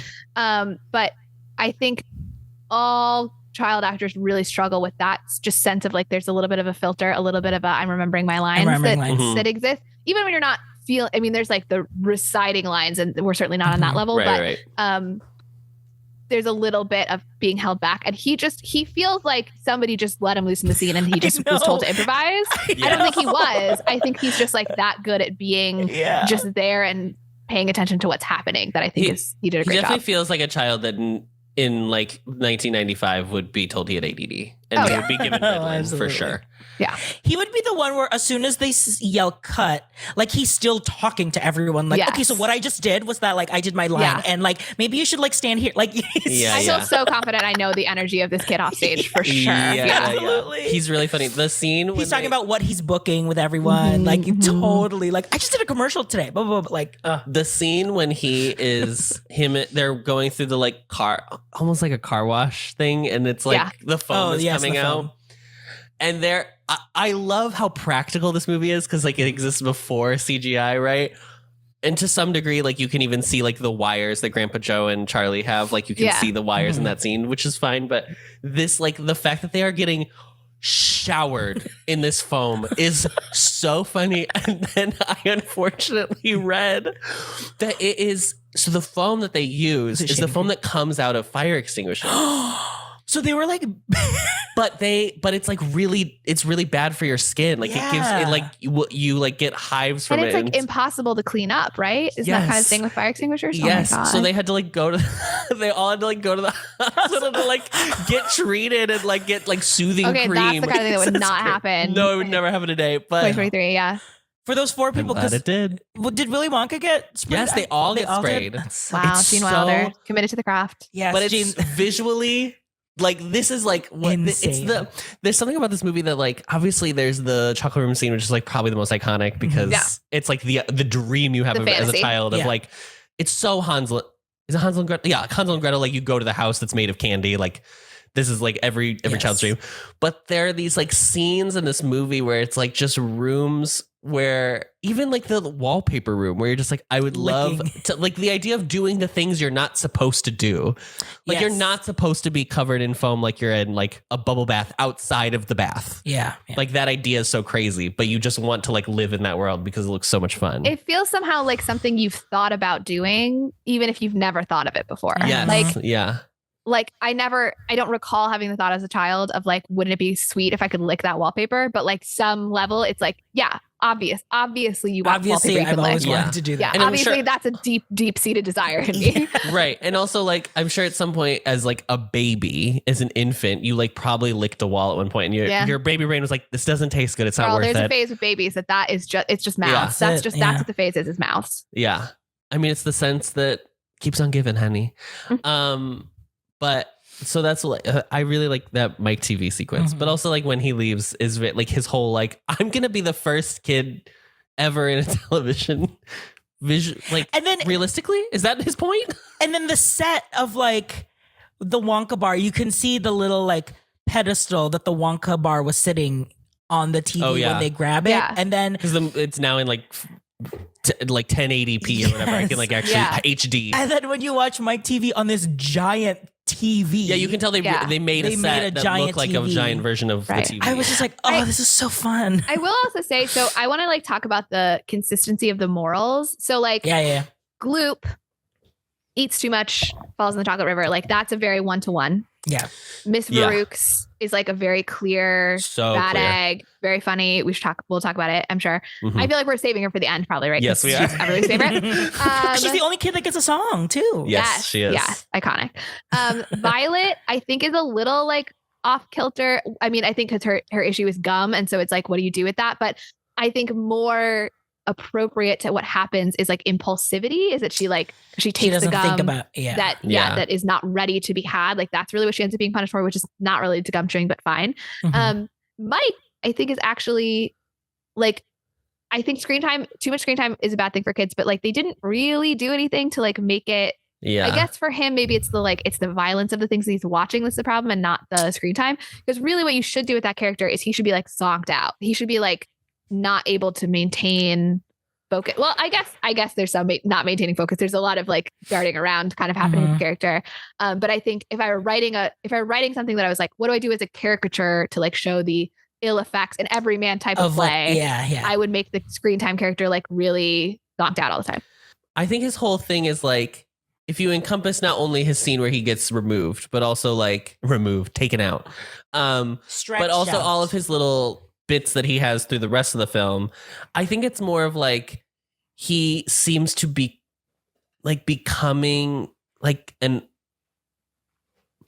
it's a criticism of America for sure. There's no way to look at that character and not know that's exactly what he's criticizing. Is it instant gratification? Is it the like? I don't know if it's that. Maybe, but that's also Violet's thing. Yeah. But they're both American. But I think his thing is more like he's becoming like like a slobby American. Like he's like, not that he's like not put together or stuff like that, but there's just like this kind of like, he already sounds like a dad for some reason in all of his lines. I don't know how else to explain it. Like he's kind of just like, what up? Like that kind of like, which is like, that's bratty. I would say that's bratty, but it's definitely different than like Veruca's very clear, like spoiled girl, because she's spoiled. That's her whole thing. It's the bratty of like, does he thinks he knows everything?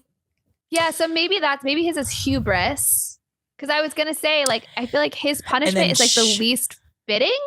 It's like, but why, other than he's excited about TVs because he watches it, like it is funny that like I mean, I guess Violet's is also like he makes a gum and she loves gum, but like his is so like I made Wonka vision and it's like clearly. Well, I wonder which character this is for. Yeah, that's true. Maybe it is hubris because by physically shrinking him, it's like all of his. It's just words or like Yeah.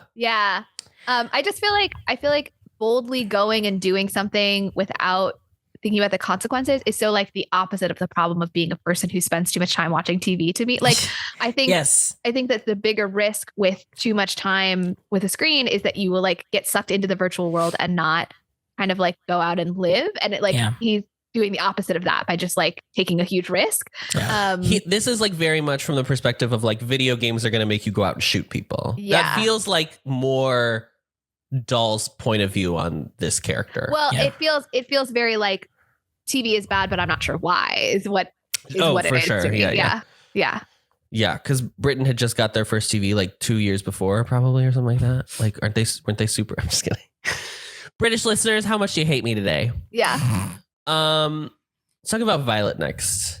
Okay. Violet is turning violet. Violet's turning violet. Another class. I mean, like there are classic lines from this film. Yeah. Violet, you're turning violet. The schnozberries taste like schnozberries. The schnozberries taste like schnozberries. What's a schnozberry? That's so stupid. Violet is, I think her whole thing is, I don't think it's shown super well in this film, but I think her whole thing is supposed to be that she's too competitive. I think that is her problem. Because she brings it up with her friend all the time. That like, I've been chewing this gum for like blah, blah, blah. She wants to set a world record for chewing the gum. Yeah. Yeah, it's not clear in this film, but I see what you're saying. Through line now. Yeah. Because that's the reason that she wants to be the first one to like try the gum. That is the 3-course meal, which also sounds like a dietary. That's Ozempic, honey. Like, what is this? Yeah, girl? isn't that just, What is this? I like the idea of it personally. I mean, but Molly, where do you fall on food? I'm anti. You're anti-food, meaning like I know someone who used to be like, I'm a person who eats food and I don't get enjoyment from it. Like I eat it because I know I have to eat, but it's just like a utilitarian function of my body. I'm not to that extreme, but I also would not consider myself a foodie. would say my strongest emotion about food is resentment that I have to think about what I'm going to eat every day because I feel like it takes up a stupid amount of space in my brain. And it's like I get hungry and I'm like annoyed that I have to then figure out what I'm going to eat. Yeah. I also obviously have dietary restrictions, which makes it like less fun. So I'm not like a I eat to live person. I have definitely like junk foods that I like crave and want and whatever. And like I'm not ever going to be like, all I needed today was like an orange. And I'm like, good. But are you a girl dinner? I'm a big girl dinner. Same. I love a girl dinner. Yeah. And I got really annoyed when it started to become such a trend and people were like doing the girl dinner. There was like a filter and it would tell you the 3 things you would eat. And then people were being like, oh, I wouldn't eat that. And so they'd move on. And I was like, that's not the point of girl dinner. The point is you just eat what you have. Like, it's not like, oh, I ew, gross. Like, you can't be picky with girl dinner. Yeah. That's the point. Sorry, I was very impassioned about this. Yeah, it's like you have your leftover because ranch, when RJ leaves town, it's girl dinners all the time HQ for Adam. over here, mama. Yeah. It's like, okay, I have the leftover, ranch cup from Domino's Pizza. I see some stray carrots and peanut butter. So I guess I'm Slay. I'm set. slay. I'm set, girl. Girl dinner. That's definitely going to be enough calories that I can go to sleep. Okay, like I won't be full. That's what I'm looking for. That's really. the ideal. Yeah. It's so crazy. I'm such the complete opposite because I feel like I'm just always hungry. And if I'm not hungry, I want to eat because I like the feeling and the taste. You are a food. I mean, you have a food Insta and YouTube channel and what you are a foodie for sure. Yeah. And I like the sensation. Yeah. I wish that I had your passion specifically for like finding and cooking food. Looking and finding, yeah. Because the looking and finding is a bummer to me. Totally. Yeah. It's just a whole other like skill set that you have to like learn and then like retain. Yeah. And then be able to like recall it on the fly is wild to me. It's so like constant. Like I have to eat multiple times a day. Oh my God. But there are also, I would like this gum because there are also times where I'm like, I'm in the mood for like tasting a meal, but I'm not actually hungry. Like that does sound great. Oh yeah, that sounds great. Yeah. When she's like, I can feel the soup going down my throat. I was like, oh, that's wild. Yeah. I like all the inventions in this movie and book. I like the machine to create the one little gum. That's very fun. Oh yeah. All the machines in this are great. The giant geese. I mean the ginormous geese. Which are like normal geese, but just like zoomed out. Just big. Yeah, just real big. But before we talk about the geese, we have to talk about Charlie himself, right? I feel like we need to have we're truly saving Veruca for last. I want to. I mean, we can talk about Charlie last if you want, but no, we can talk about let's do Charlie. Yeah. I will say he was, I thought it was going to be too twee, and it really wasn't. I felt like he was a good... he's very well balanced in this. Yes. I will say he's very vanilla milquetoast. Yeah. But that is very the character how it's written too. Yes. So that's fine. Yeah, he's supposed to be the everyman for the child to latch on to who's reading the book. Yeah. I think the actor does a good job. This is his only movie. Wow. He was offered a 3-film contract and he wanted to see if there were better options that came. And then I think he like said that with his money, he bought a horse and then he fell in love with horses and then became a veterinarian because of this. Amazing. Which is so sweet. Amazing. Yeah. And also hard to do. It's like harder to get into vet school than med school, I think I've heard. That's crazy. Yeah. Because there's like are fewer of them. Yeah. I think he does a good job. I think that he's very likable. I think that the writing of the character is a little like Victorian almost in the like such a deserving poor, you know what I mean? Like it's like very over the top how self-sacrificing he is and everything. Very Oliver Twist. It's almost. very Oliver Twist. Yeah. Dickensian. And I think it would be interesting, like if you were gonna redo it. I mean, they have redone it, but like if you were gonna really reimagine Willy Wonka, if we were to post copyright era and you were like, I want to have a really new take, I would like to see a version where Charlie is a more actually flawed character. You know? Yeah. I mean, in this, he's more flawed in this than he even is in the book, because in the book he does nothing wrong. Fizzy drink. Yeah. And at least in this, because I thought I remembered that like Grandpa tells him to do it and that's why he does it. But he was like, yeah, let's do it. Yeah. So he is also equally culpable. I thought that there was also like a morality thing of like, I don't know if this was in the newer movie, but like I thought it was a big deal that he found the dollar on the street and like he felt bad that was not his money. But maybe I don't remember that. Maybe I'm imagining that, or I had like that fear because I do think I kind of bought into how good he is, and so it was kind of like do I take this chance to like be selfish? Maybe I do want to point something out now that we're talking about the scene where he gets the dollar and everything. Mm-hmm. So Slugworth, we see him talk to every child. Immediately. Well, no. So I was clocking this. So most of them, we see him talk to them when they're being interviewed. So we understand there has been a delay between the time they got the ticket and the time that Slugworth gets to them and talks to them, with the exception of Veruca. And now her dad is in the room when it is found. I mean, now you can maybe make a reasonable assumption of like they have a good chance of getting the ticket because they are buying all of this chocolate and opening it and everything, right? What a wonderful storyline. I love everything about the Veruca. Anything involving Veruca. My compliments to the salt. Yeah. But then also Charlie. Yes. Which I think this raises the question, does Willy Wonka know where the chocolate bars are? Well, because he must be sending Slugworth ahead of time. Has he already picked out these kids? Or like at some level? Yes, has he picked out these pre-planned? Yes. This is like, apparently it was more in an earlier cut of the film or something like that. It was like more obvious that like he had planned them to go to these kids specifically. These kids, yeah. How does he know who these children are? Is maybe the question that gets raised. But I think the interesting one is that he says when Charlie returns the everlasting gobstopper, he says, I knew it was you, or he like implies that he's like known all along it was going to be Charlie. And obviously you could take that to be ever since he met him at the start of the morning. Or even just once I found out who the 5 people were, then I did my research on you and I said of the 5, it's going to be this guy, right? Yeah. Yeah. Or you live in this town. So yeah, that's the thing. We have to pay less moving costs for you to move to the Yeah. Well, what's also interesting is that he says specifically something about like, I knew I had to give it to a child. And I was like, how on earth did he make sure that it's all children that opened these candy bars? Like, obviously children eat more candy, but like, it's very clear in the movie that many adults are buying and opening the candy bars. Yeah. And so I was like, how did they manage to make sure that all of the winners were children? Maybe it's magic. Well, I think Charlie's good. Let's listen to a little bit of I've Got a Golden Ticket, his song with Grandpa Joe. Good morning! Look at the sun!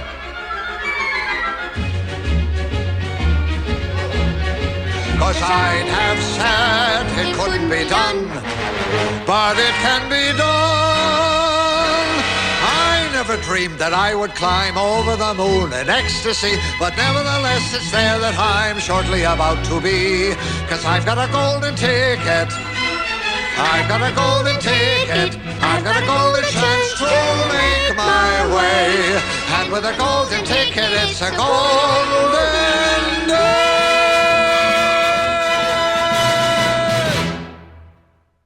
So obviously Grandpa Joe is a malingerer and a liar, and that joke has been memed to death. I don't think there's anything new for us to say about it. That was half the jokes on Letterboxd, Molly. And I was like, guys, come on. Yeah, we get it. We've all made this observation. Yes, he gets up out of the bed and is fine the rest of the movie, and he's apparently not left the bed in 20 years. And I looked it up, and the actor who plays Grandpa Joe is 65. So at 45 years old, this man said, I'm done. That's it. I'm done. Laying down.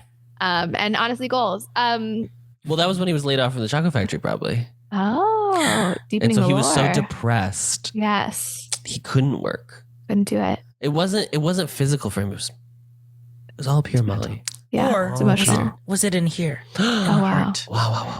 Wow! I like that. Speaking of Grandpa Joe, I like that. As soon as he yells at Charlie, Grandpa's like, let's go sell this fucking everlasting gobstopper. Yeah. Let's get this money. This guy. I like that Grandpa Joe is also flawed. Yeah. Totally. Yeah. Why do you think Charlie gives him the gobstopper back? I don't think he. I was gonna say I don't think he feels like he deserves it. Like I think I mean, there's a really shitty way to look at this. Yeah, a really shitty way to look at this. Which is like the good poors don't want handouts. And I hope to God that's not what it is. I hope it's really just supposed to be like he knows that it's wrong because it's inherently I don't want. Yes, we still made a promise. Even at the end of this, I still made a promise to you. Right. And if you don't think that that contract would not hold up in court. I have to be very honest right now. That contract would not hold up in court. He did not put them in a position to be able to actually read the contract before signing it. Correct. I mean, never have I been more on the side of the adults than when they're all like, no, my lawyer's going to read this before we sign it. And all the kids are like, no, you're no fun. And I was like, no, you should know what's in a contract before you sign it, kid. Yeah. Yeah, I took it as that he didn't feel like he deserved it because he was quote unquote like selfish in that one moment and didn't follow the rules, which is very sad. I mean, goes back to just how sad that moment actually is for Charlie. Like, yeah, because it's the idea of like the whole environment is that we all get to have fun. This is like where our fantasies can come true. And so I let myself kind of do that. But ultimately it's because as a kid, like you don't think about things that far ahead or like consequences in that way. That's now that I'm an adult and I'm watching this again and I'm not as interested in it being like a copy of the book. I sort of like more that he does mess up and is allowed to like atone. And that's like the moral of it is not just be good and pure all the time because that's not possible. And know when you've made a mistake. Yeah. Accept your take your L's. Yeah. I do wish now that we're talking about it more on a storytelling level that we did see more resistance from Charlie in the fizzy drink scene because I think that would make his regret more meaningful as well if we really like time stewing in the choice and saw him resist it and then give into it. And instead it's just kind of like, and then it's like an allegory for marijuana, which is the gateway drug. Yeah. And I think that's the important. devil's lettuce. Yeah. You know, we don't do that in California. We're really, we're against it here. I think that, I don't know. There's a little part of me that's like, just take the gobstopper, Charlie. Like he held you. I don't know. Like you don't know this man anything. Yes. I don't think taking the gobstopper is like a good choice in general for somebody to do, but I also don't know that I would give it back to him. I feel like I just walk up with a gobstopper in my pocket and know that I could have given it to Slugworth at any time, but just not do it. That's what I think I would have done. I would be like, how do I get in contact with Slugworth again? This man just randomly found me on the street. That's very true. That's a very good point. I would also want the gobstopper. Like I would just love it. I would love a never ending candy. Are you kidding me? I mean, it's a kid. And then I'd never have to buy candy again? Great. It's a crazy idea as a candy maker to make a perpetual candy. It's anti-capitalist in the most incredible way. Very much is. Yeah. There's no planned obsolescence there, honey. No. Let's briefly, touch on the Oompas and their little Loompas. Oh, okay. We're also doing that before Veruca. Yes. Yeah. I now realize how ridiculous it was that I had us do Charlie first, but yes, okay. Oompas and their Loompas. The song slaps. I mean, the song is so good, and it was fun to kind of break into this like. I told Adam it was very heffalumps and woozles where all of a sudden you see like colored text of like what they're saying on screen. It's, oh my God, what was that thing that I found from Raymond Knapp about there was like the word for the other place that we go to. Oh gosh. Okay. Hold on. Let me see if I can find it. I need to remember what episode it was in. The other place that we go to. Like in a it's movie like musical? a word for the like heightened space that happens in movie musicals. So it's like it's like beyond the reality of the show. You can keep talking. Don't wait for me to do this. I actually think the Oompa Loompas work here in this movie way better than they work in the 2005 version. I remember them being so long in the newer one that I was like, and there's too many. And there's a lot. And like they kind of do that where that's part of their thing is that there's like hundreds of them. Yeah. And they're all the same. It's like It's the same guy. it's CGI'd over and over and over. Yeah. Which is like a funny idea. But there's something I don't know. And I don't want to sound like the millennial that's like, we must return to tactile, whatever. But like everything feels so real about this movie, even though it is a movie and I know it's not real because it's all in real space. And I know they're actually interacting with these objects. Well, it's the thing of like in a movie like it feels this, more magical. The audience is already taking in like, we've already have an agreement that what we're watching isn't real. So we're just going along with it. As opposed to, I feel like a movie that like relies on CGI where it's like, let's help the audience out more by showing them what it could look like if this was real. Yeah. And then there's like a sense of like a magic that I feel like is lost because it's not like real in that way or practical in that way. Yeah. Yeah, there's nothing fun about the 2005. We're just copying and pasting the same guy doing something in synchronicity. Like, yeah, it's a TikTok filter now. Yeah, it's crazy. Yeah. I mean, I think that I couldn't find the Raymond Knapp thing. I've given up. I tried all the movies I thought it might be from.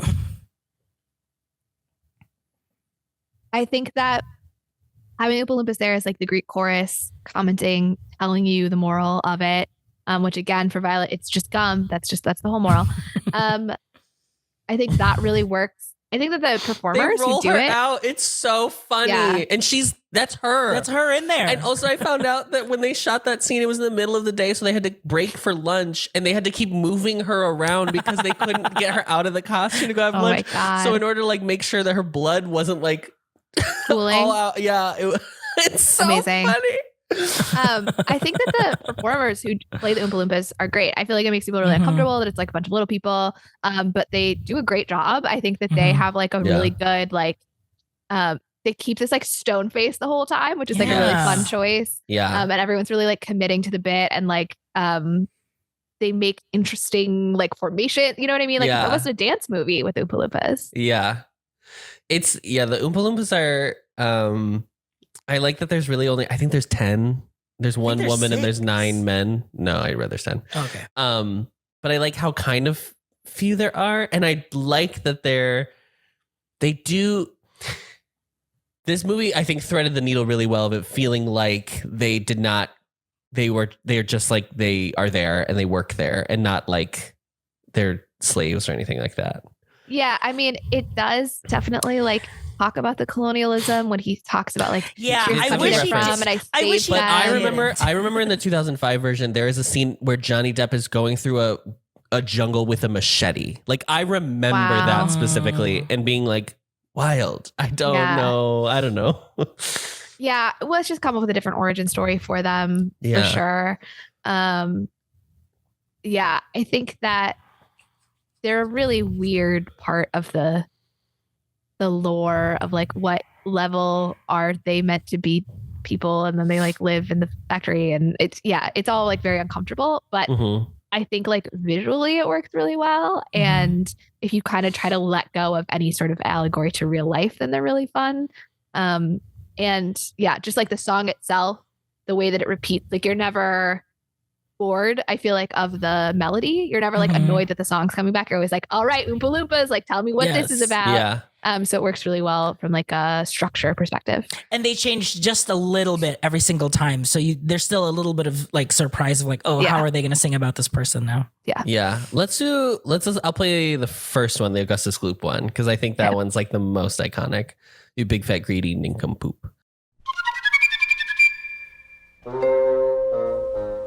Oompa loompa doompa-dee-doo, I've got a perfect puzzle for you. Oompa loompa doompa-dee-dee, if you are wise you'll listen to me. What do you get when you guzzle down sweets? Eating as much as an elephant eats. What are you at, getting terribly fat? What do you think will come of that? I don't like the look of it. Oompa loompa doompa-dee-da. If you're not greedy, you will go far. You will live in happiness too, like the Oompa loompa doompa-dee-doo.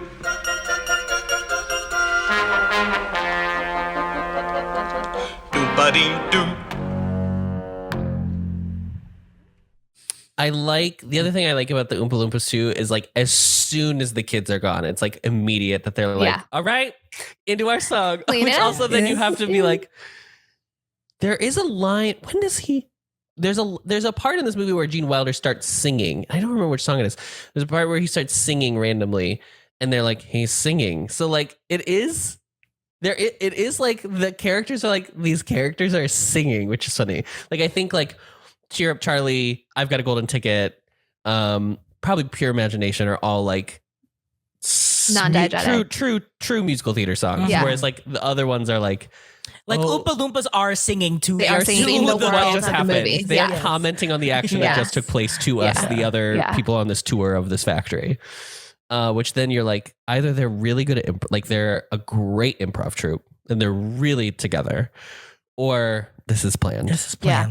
I mean, it's planned. It's planned. There's no question if it's planned. No, I know. If you're an adult in the room, are you like, I don't want to think that it's planned, but is this planned?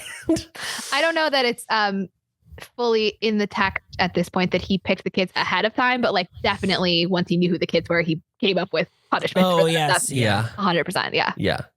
Because why is a candy maker making gum? I don't believe this. A chocolate maker? Gum is not that crazy. Gum is candy, girl. He's a chocolate maker. Why is he making lickable wallpaper?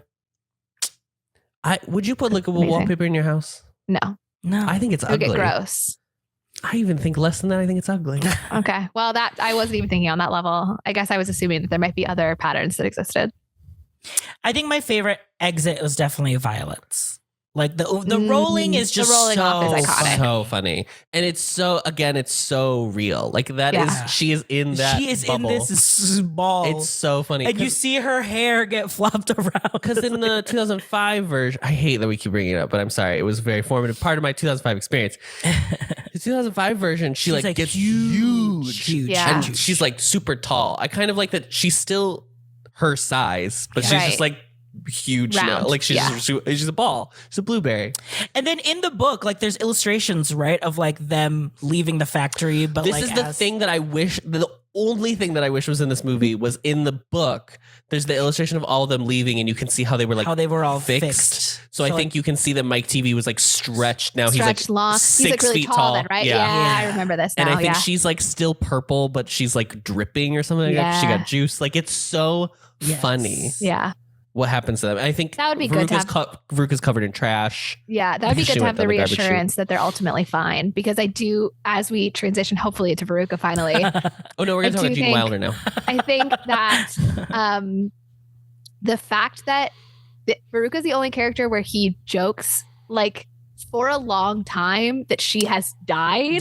Yes. Everybody else is like very clear, like, Yes, I'm sending them he's to a juiced. place to deal with the to deal with it. We're gonna juice her, we're gonna stretch him, whatever. Yeah. But like Veruca, he's like, they do light that furnace. So I can't say for sure. Good luck to her and her father because he jumps in after her, which is so funny.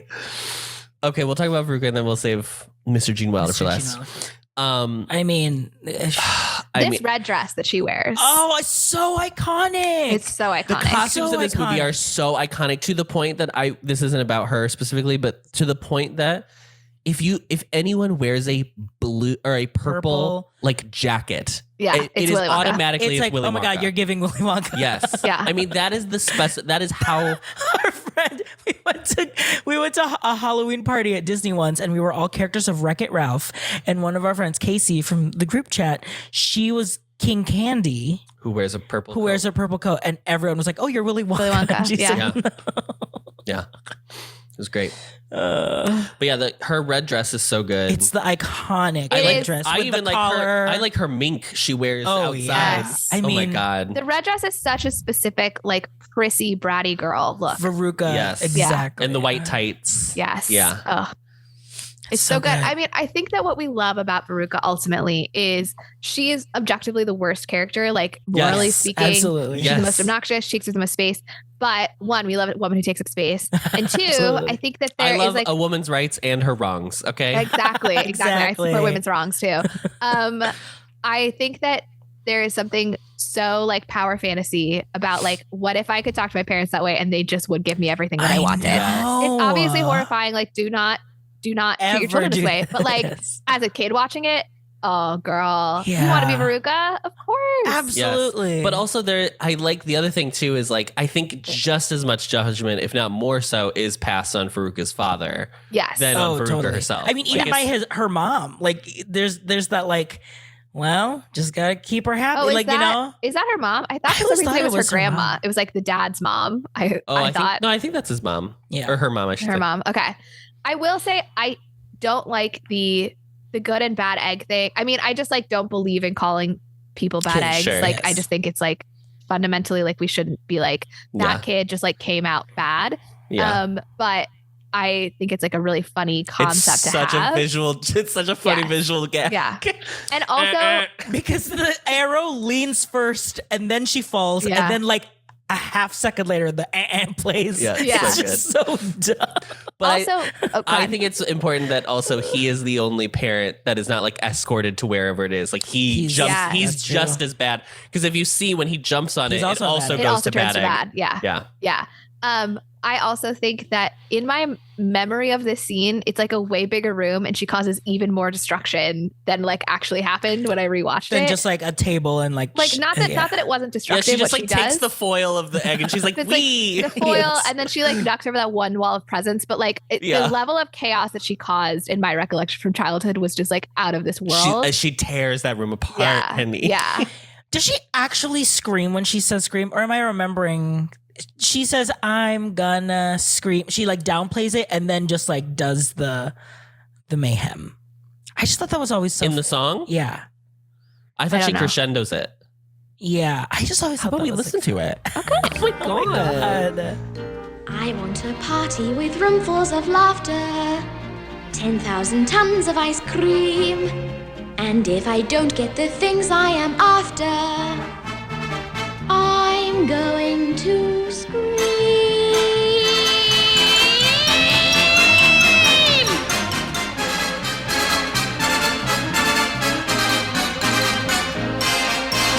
I want the works. I want the whole works. Presents and prizes and sweets and surprises of all shapes and sizes. And now, don't care how, I want it now. Don't care how, I want it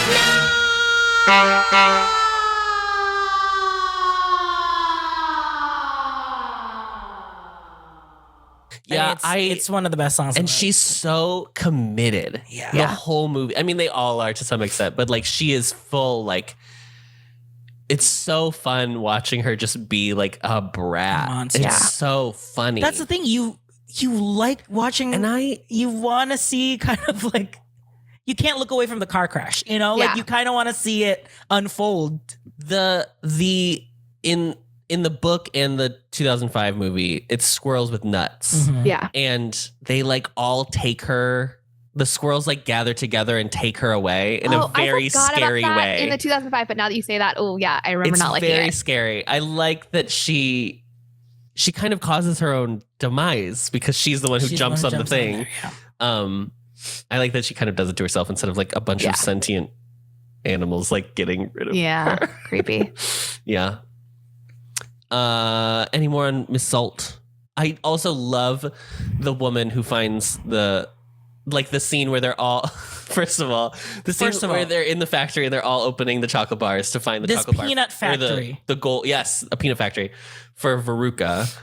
And then he says like search faster and you'll get a 1 pound bonus. And they like freak out. It's Yeah. so funny. I do want to say I looked up an inflation calculator because Slugworth offers them $10,000 to Yes. do the gobstopper. It's $75K. In Okay, today's money. this was my Okay. question though. Yeah. He says, I'll give you 10,000 of these. And I didn't know if he meant $10,000 or 10,000 stacks. Oh, okay. Maybe. That was the only thing. Because I was like, Maybe. it could be either way. Because I was like, $75K is not enough for this, I feel. No, but obviously Yeah.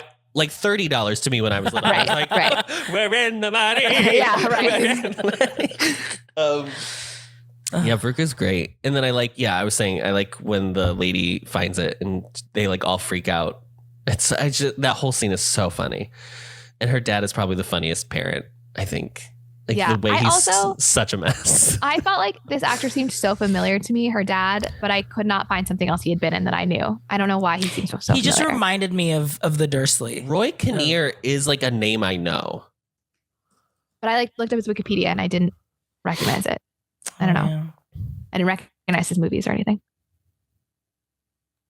Yeah, I don't know him either. But he does a good job of this character, this like browbeaten by his child character. Mm-hmm. Yeah. I think maybe I've just heard his name before. Oh my God. His filmography is crazy. It's so long. Well, maybe I didn't read enough of it. Maybe that was my problem. I mean, it's just a I'll lot look of it up like, later. he was in one episode of a TV show. Yeah. Blah, blah, blah. Like a lot of those. But my God. Herbie. He was working, Working. honey. Herbie movies. Well, Oh. one Herbie movie. Herbie. That might be it.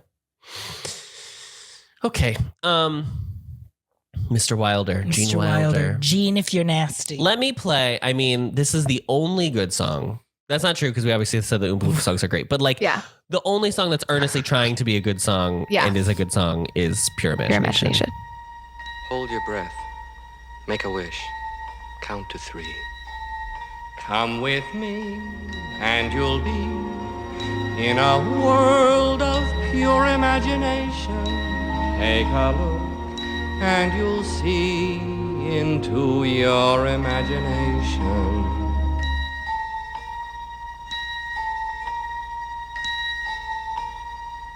We'll begin with a spin, traveling in the world of my creation. What we'll see will defy explanation.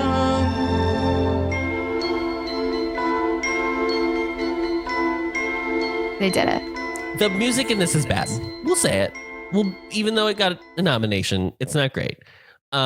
This song alone really saves them for Yeah. this movie because it's so fitting for what this movie is so Yeah. imaginative that it's almost like too on the nose, but Yeah. somehow it's still like sweet And, like, and simple enough that it works. It's so Perfectly good. scoring the scene of these kids and then like knowing now like the actors actually seeing this room for the very first time, like licking a mushroom or like, Yes, but you know, like, also, it like just- the parents also like also getting in on doing and like it, reverting yeah. back to like their childhood and trying to like eat all the candy in the room too. Yeah. Like it's so it has to be perfectly placed in this scene. It cannot be in any other scene in this movie. It would not fit. Mm-mm. And it has to be like Gene Wilder singing it in this way of just like kind of commenting on like sweetness. Yeah. It's so light and gentle in a way that I like wish that the first song was less of that. But like here, I love how airy it is. Mm-hmm. Yeah, it's so good. We already a little bit talked about him obviously in Yeah. earlier, but like this performance is my favorite part of this is like anytime anything is going on and it's so clearly that he set it up that he knew that was going to happen. And so he'll just do the like, no, stop. I don't. know. It's so funny. So It's good so every funny. time. It's so cynical. It's so funny.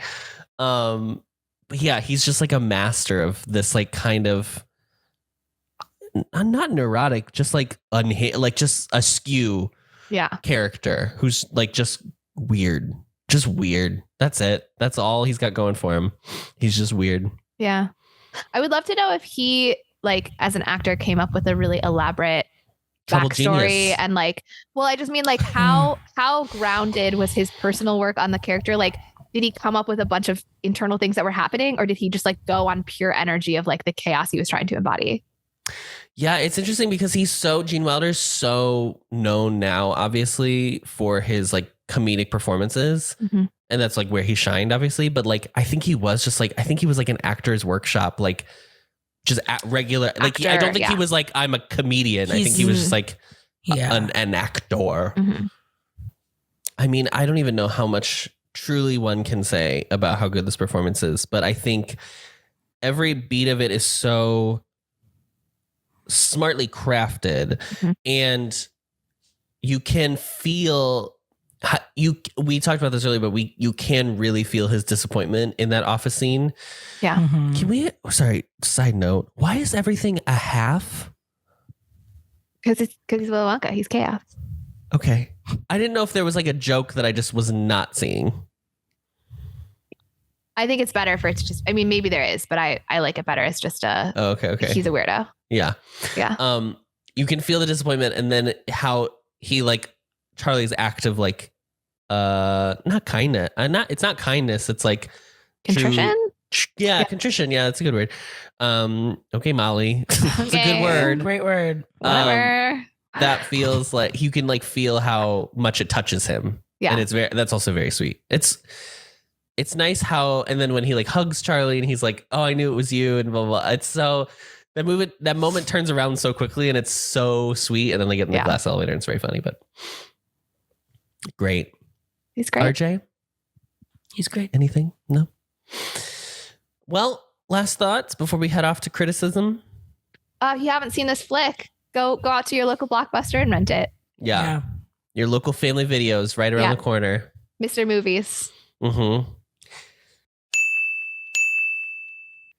All right. Well, first I want to say that this is the first time that I can think of where I can tell you that the creator of this work did not like this film. Oh, yeah. Roald Dahl disavowed the movie, upset at focusing more on Willy than Charlie, and he didn't like the changes to the plot, and he hated the music. Wow. Not enough deserving poor, I guess, for him. Yeah, and he was so upset about it to the point that he didn't let the sequel, which was published the same year, he didn't let those rights ever get sold for a film. Oh, okay. Because he was like, they're not going to do it justice. But then wasn't there was more backstory to Willy Wonka in the 2005 one? And does any of that come from the glass elevator or not at all? Do we know? I don't know. I read the glass elevator once and truly like, it's not, don't know. It's not great. Because it just flies, they just fly around. Really? That's what it is? Yeah. Oh, okay. It's not great. Yeah. But I think then later, I think his like second wife was quoted in like a article from the 90s where she was like, I don't know why Hollywood is obsessed with changing things that people are clearly like from the books. Okay, girl. Maybe if your husband had finished a screenplay, then he could have gotten everything in the movie, but he didn't. And now there it is. Yep. Okay, I have a very long quote from Roger Ebert. Hit us with it. But only because I think it says something really great about this movie and also brings up something that in this season of Showgays Movie Musical Podcast, where we have discussed a lot of children's films. Yeah. I think this was very heavy children's films this year. Heavy. Yeah. He really points out what we have discussed previously. So kids are not, this is a 91% on Rotten Tomatoes. Kids are not stupid. They are among the sharpest, cleverest, most eagle-eyed creatures on God's earth, and very little escapes their notice. You may not have observed that your neighbor is still using his snow tires in mid-July, but every 4-year-old on the block has, and kids pay the same attention to detail when they go to the movies. They don't miss a thing, and they have an instinctive contempt for shoddy and shabby work. I make this observation because 9 times out of 10, children's movies are stupid, witless, and display contempt for their audiences, and that's why kids hate them. Is that all parents want from kids' movies? That they not have anything bad in them? Shouldn't they have something good in them? Some life, imagination, fantasy, inventiveness, something to tickle the imagination? If a movie isn't going to do your kids any good, why let them watch it? Just to kill a Saturday afternoon? That shows a subtle kind of contempt for a child's mind, I think. All of this is prefaced to a simple statement. Willy Wonka and the Chocolate Factory is probably the best film of its sort since The Wizard of Oz. It is everything that family movies usually claim to be but aren't. Delightful, funny, scary, exciting, and most of all, a genuine work of imagination. Willy Wonka is such a surely and wonderfully spun fantasy that it works on all kinds of minds, and it is fascinating because, like all classic fantasy, it is fascinated with itself. Wow. I mean, he really popped off with that one. Someone finally said it. You have to you can't talk down to kids. It doesn't work. And I agree with his point of being like, do you want to show your kids just anything that will like shut them up for 2 hours? Is that the point? Is that the point of movies? Is that why you want these to be made? Right. Shouldn't you want to show your kids like stuff that is going to be rewarding to some degree that like either emotionally or mentally or anything, you know what I mean? I think that it also the movies he's giving credit to for being smart really reflects the movies that stand the test of time. And I think that's because kids are smart and we remember the films that treated us with respect in that way, right? I mean, that you could also argue, well, those are the ones that our parents then wanted to go back and watch, but like it's because they remember them fondly from their childhood, right? So I totally agree. I think that kids pay a lot of attention to detail, and I think that this movie doesn't talk down to kids. It's so moralistic. Obviously, that's like the core of it, but it's not. It's maybe talking down a little bit in the way that it presents the world, to teach a lesson. Yeah, but it's the actual content of it is not condescending. Yeah, right. And there's still like layers that you can pull. I mean, we just discussed it for an hour. Like there's still layers that you can watch later and pick apart that you maybe hadn't noticed before. I think it's it is a very rewarding movie to watch with multiple viewings too. I think this whole quote is, I think it's great. I think it says a lot of what we've talked about multiple times this year. Yeah. And if you're a frequent listener, you'll know the movies we are referencing. We just did two. Yeah. This is from Chuck Bowen from Slant Magazine. There is, of course, Gene Wilder as Wonka, the reason most people think they like this movie, and he's a wonderful actor quite capable of hitting Dahl's ambivalences, and he has a lovely entrance, but Stuart's clunky stop-and-start pace and sketchy tone give him nowhere to go. For films that understand Dahl, that capture his rebellion and joy, see The Witches, James and the Giant Peach, Matilda, and Tim Burton's superior Charlie and the Chocolate Factory. Whoa. Do they think this movie does not capture rebellion and joy? Yeah. I just think they don't like the form that this movie was presented in. I mean, I don't disagree that the pace is a little weird sometimes, but I feel like that's totally. just from it's the 70s. Of its time. Yeah. What do you expect from the 70s, you know? Yeah. I mean, there's something weird about being like, the rebellion and joy thing is weird to me because Charlie and the Chocolate Factory is the one that is like not about rebellion. Yeah. You're teaching against it. Yeah. Matilda is the one that's like rebel. James and Giant Peach also super rebel.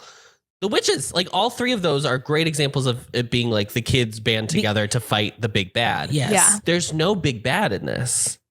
So they're not doing those pieces that he's referencing are not trying to do the same thing. Yeah. It's very weird. It's apples and oranges. Yeah. It's Wonka and Slugworths. Okay. Two different. Is he saying it's superior because they have that storyline of Wonka, like, what's it all for? Because he has like a storyline that they solve at the end, right? With Charlie. Is it with his dad or something like that? Like, I would say he probably likes that the 2005 version is like way more in the Chocolate Factory. Yeah. Because you get like barely any time in the real world. So damn expensive making those damn machines. I don't even think you get a montage of the other kids finding their tickets. I think they like all just show up, or you might get them like on TV. You get like little snippets because I remember the scene of Veruca like in the hallway of her big mansion. Mm-hmm. Oh, okay. I remember like a shot of like showing the length of the hallway. Yeah. It's like a shot. It's almost like a Wes Anderson. Like they're in the center and they're like talking directly to the camera. Yeah. Like, I found this because of blah blah blah. Yeah. Oh yes. I do remember this now, and I remember when Violet and her mom are being interviewed as well. Yes, the best line of the whole. It's definitely not the whole like sketch comedy routine that is the no. Because I guess one of the ones they had put in the film originally and got cut because it didn't test well was there was a because we weren't there in the audience test. Because well, it's interesting. Okay, so the bit is that somebody goes to like a Buddhist guru in like the mountains and asks for like the meaning of life, and the guru asks as payment to give him the meaning of life a Wonka bar. He opens a Wonka bar and finds that there's no golden ticket, and he retorts, "Life is disappointment."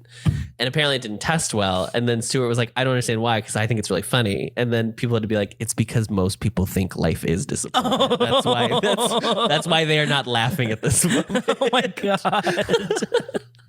Yikes! Yeah. Tough crowd. But on Letterboxd, here's what the children are saying.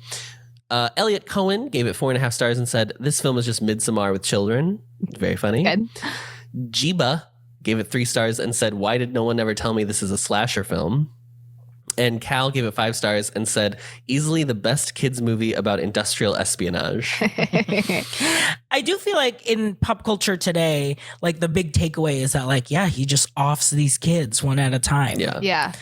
That's like the lasting legacy, I feel like. But he doesn't off the them story. except for maybe Veruca. So She might be Yeah. dead. yeah, that's not She accurate. might be dead, but you know what? You know what though? I like how rough around the edges this is. I love after we watched even like Pete's Dragon to some extent still felt as like weird as that Squeaky. movie is. It still felt a little too clean. Yeah. Cinderella was so Oh my written by God. committee, like Yeah. that had no Yes. point of view whatsoever. Yeah. And it's so nice that this movie like feels like an actual vision of like a person and like has an idea and something to say. And because of that, I think that's why it like works and isn't talking down to kids. Like Yeah. Mhm. it's not just trying to appease every person on earth. Like it's just trying to like tell its story well and And put succinctly. kids in a little bit of danger. Like, I don't want them to be Yes. like really in peril, but like, give us some risk, give us some weird stuff happening. Like, yeah. The tunnel Yes. scene is crazy. Yeah. Yeah. It's like truly, I remember watching when I was little and I was like, this is so Horrifying. scary. And I couldn't, Yeah. I don't even know if I can like explain what frightened me about it because like watching it again now, I was like,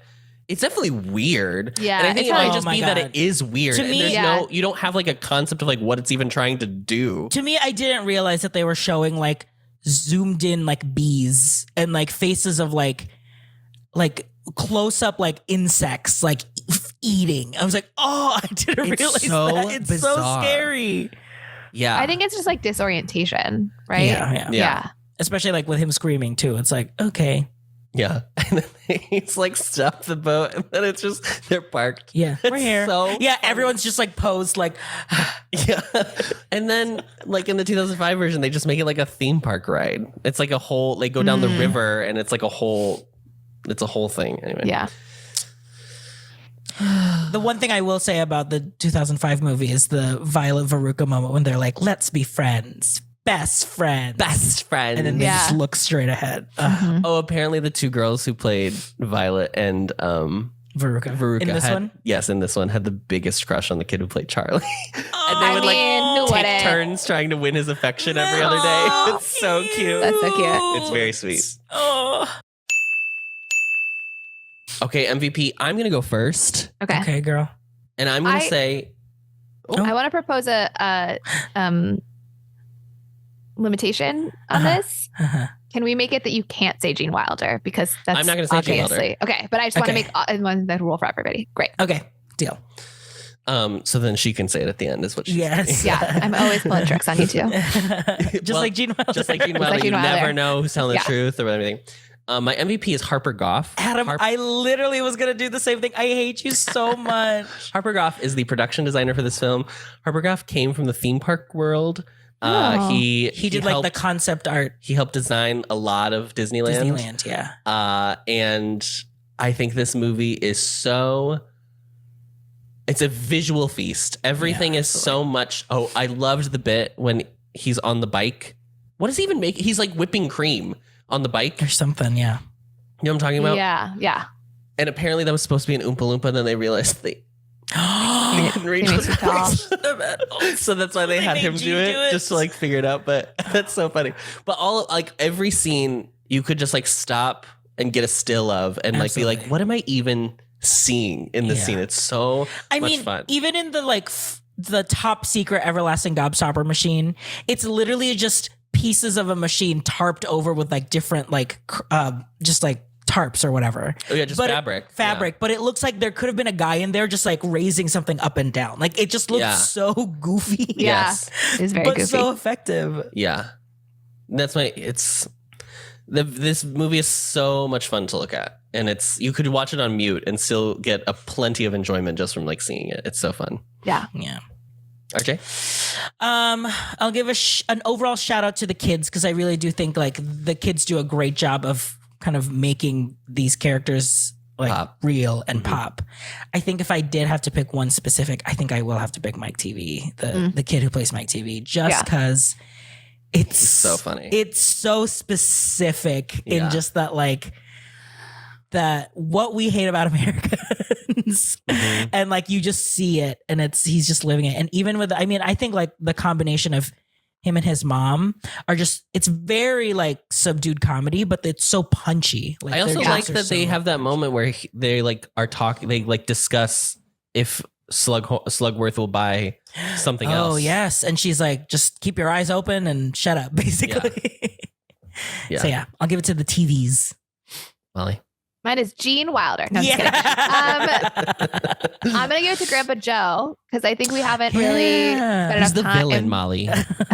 Obviously, yes, the whole he gets out of bed. It seems like he wasn't really ill, but other than that, I feel like he's the only good adult in the whole movie. Like he's the one like trustworthy. I mean, he does get Charlie to break the rules. Yeah, but he's also the only one who seems like warm and caring, and like Charlie's mom seems sort of inept, and Willy Wonka is like not a trustworthy figure. Like you like him, but you don't trust him. Yeah. So Grandpa Joe is like, you know, the warmth and soul at the heart of the movie, and that the actor does a great job of doing that sort of twinkly-eyed, good-natured older guy thing. But then I also want to give an honorable mention to Slugworth because the way this man serves in such little screen time, like I absolutely remember this character 100%. Yeah. As a child, and I don't know. Do we hear him say, he says like one line maybe at the end to Charlie, or like, I guess he also talks when he presents the gobstopper thing, but like so little screen time, so impactful, so good. This man. Okay. This is what I also found out. Yeah. It's just like some local yokel German actor. And Amazing. then they dubbed him with like with an English person or an American, I think. Maybe that's because he had so many lines. Because I'm sure he was like, Eins, fein, high, whatever, you know, German. Honestly, keep it. That would be great. I would love for Slugworth to be German. Yeah. Well, villainy. 71. Yeah. Yeah. A little too close to home. Speaking of close to home, my closer, which I didn't write down, but I did think about in the 10 minutes before this happened. Which bathroom break were you on when you thought about it? Pitch a sixth child to be going through the chocolate factory. What is their foible and how do they get got? Fables and foibles. Wow. We are canonically adding a sixth child to the iconic five. So like, yeah, I'm thinking about what were things that irritated me. What are things that... What are annoying kid things? I do think there is something about like the kid who thinks they know everything. And I know like Mike TV, we were saying that's kind of what they were playing with. But I would have like an actually kid or like someone who's like so smart, a know-it-all, that he's trying to be like, well, this machine doesn't make sense, Willy Wonka, because blah, blah, blah, blah, blah. Hermione and like, Granger, book one. Yeah. And like the comeuppance is like, having them go through something that like completely fantastical that like does not make sense at all, that they don't understand. So like kind of like a Brainiac type kid would be fun. Yeah. It's boring to like pick something that's like, oh, do a bully. Cause like, it's gotta be something still like funny. How does a know-it-all get got? I do think something good like God, girl, get gout. Something like they have to be forced to like not use their wits or like not be able to calculate something. So like if there was a way to like have it like go through like either like a mythical creature or something like that, like I don't know, like, or it could be something where they have to use their wits and they're overconfident, right? And then they like miscalculate it and miscalculate, they make a poison candy or something, or something like that. And very the last tested Sorcerer's Stone, where it's like they're forced to make alchemy or chemistry, and then it's like the potion. The potion test. I thought you meant like facing off with Voldemort, and I was like, what was okay? Maybe it is maybe it's the Mirror Versailles. Yeah. Maybe it is a potion thing, and then they end up either turning into something or, you know, they turn into like chocolate. I don't know. Yeah. They melt. I don't have one yet. Molly, do you have one? I think it'd be funny to have a kid who's always late to everything, and then they like they don't. The whole bit is that they come in. It's not in the movie. They get to the gates and like, oh crap, and that's it. Yeah. That would be a funny bit to add. But I was thinking like maybe there's something with like, because you know, like it's so fascinating to look at chocolate making machines and stuff and the like timing of them, and then to like get wrong with the timing of like they mess up the perfect synchronicity of a machine that's making candy. Oh, Rube Goldberg, something happens. Yeah. Fun. It's hard for me to think about like what things that I hate. Well, what were annoying things that you did as a kid? Because you were very There, I'm sure, are many things to choose from. many things. Many. I mean, there's like kids who are like show-offs are like really annoying. But that also kind of feels like it's A Violet thing. Yeah, to some extent. Oh my God, it would be fun to do like a child star, like a child actor. So like, yeah. So like, It would be funny to recontextualize these 5 in like a current, yeah. like what are they, what's their allegory or like what's their parallel now? How about a kid who like is, oh my God, the Meet the Robinsons kid, like what's his name? Goob? Oh, the sad kid? Yeah, Goob. Like an Eeyore. Like, would that be fun if it was like an Eeyore, like, but like, I don't know what their comeuppance would be. Cause it's like, they just see everything as like, well, this sucks. Or like, I've never seen this movie, so I don't know. A complainer. Yeah. Someone who complains all the time. It's hard to think though, like what. It's funny to think about like a candy that would like turn your complaints into compliments or something. Like, I feel like there would be something whimsical you could do with that. Yeah. Yeah. Or forces them to be nice or whatever. Yeah. I don't know. I never really I was pretty okay with most kids. I didn't really ever have like things you were annoyed by kids. Yeah, I wasn't Didn't really annoyed have by flaws, kids. never really did anything wrong. So it's hard No, for not him me to really specifically. understand. I mean like other kids. Like Yeah. There were like mean kids, but like that none of these kids are mean. Like that's the thing is like they all are flawed, but they're not like Veruca's the most like naughty. Yeah, but she directs it to adults. She's spoiled. Exactly. Yeah. And she really directs it only to her dad. Yeah. Yeah. She doesn't really ever yell at anybody else. To the one except for when she sings a whole song about it. Yeah. So I guess that. I feel like she yells at Wonka some, but yeah. Yeah. Great movie. Good times. Yeah. I'm glad that we had, I think I said at the beginning too, but I'm really glad that we had a genuinely good movie in the lineup. Yeah. I know. And now guys. We are at the end of our season. It's the Showgays. Absolutely. Wow. So in the show notes of this episode, you'll see once again the Google form to award one of our episodes as the ensemble's choice. And also a free response to enter a category that you would like for us to enact. Great. Yep. Please weigh in, listeners. Please weigh in. Please slay in. And if you don't feel like the Google form, send us an email. That's great too. I just know that you're all not the most reliable about emailing us, so we're trying to make it easy for you. Just let us know. Let us know. Tell us what you think. Yeah. Whatever way you can contact us. Carrier pigeon. We're open to really any form. And happy Halloween. Happy Halloween. Oh, yeah. It is Halloween. Coming out on the 31st. Yes. Yeah. Happy Ookie Spooky season, everybody. Yeah. Perfect movie for Ookie Spooky Day. A movie about candy? Absolutely. Slay. Hello, gay. If you did a modern version, Mike TV would be like Mike Video Game. Mike iPad is what he would be. Mike iPad. Yeah. Mike Tablet.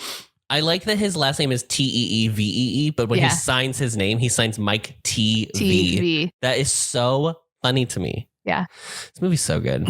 Great. Okay. Oompa, doompa, doopa dee doo. I've got a very big puzzle for you. Oompa, loompa, doopa dee die. Okay, bye. Oh, that rhymed. Thank you for listening to the best revival of a podcast, Showgays. You can find us on social media. Adam is at Adam Noecker on Twitter. RJ is at RJ Food Rocks on Instagram. And Molly is at Molly Matiny on Instagram. This episode was edited and mixed by Adam Noecker. This has been an Ampliverse production. You can find our show page and more information at theampliverse.com. If you'd like to send us your own takes on the movie we just watched, reach out to us via email and we might read it aloud on the show. Our email is showgaysmoviemusical@gmail.com. Don't forget to follow us on Apple Podcasts or wherever you find your podcasts. And as always, rate, review, and subscribe to help others find the show.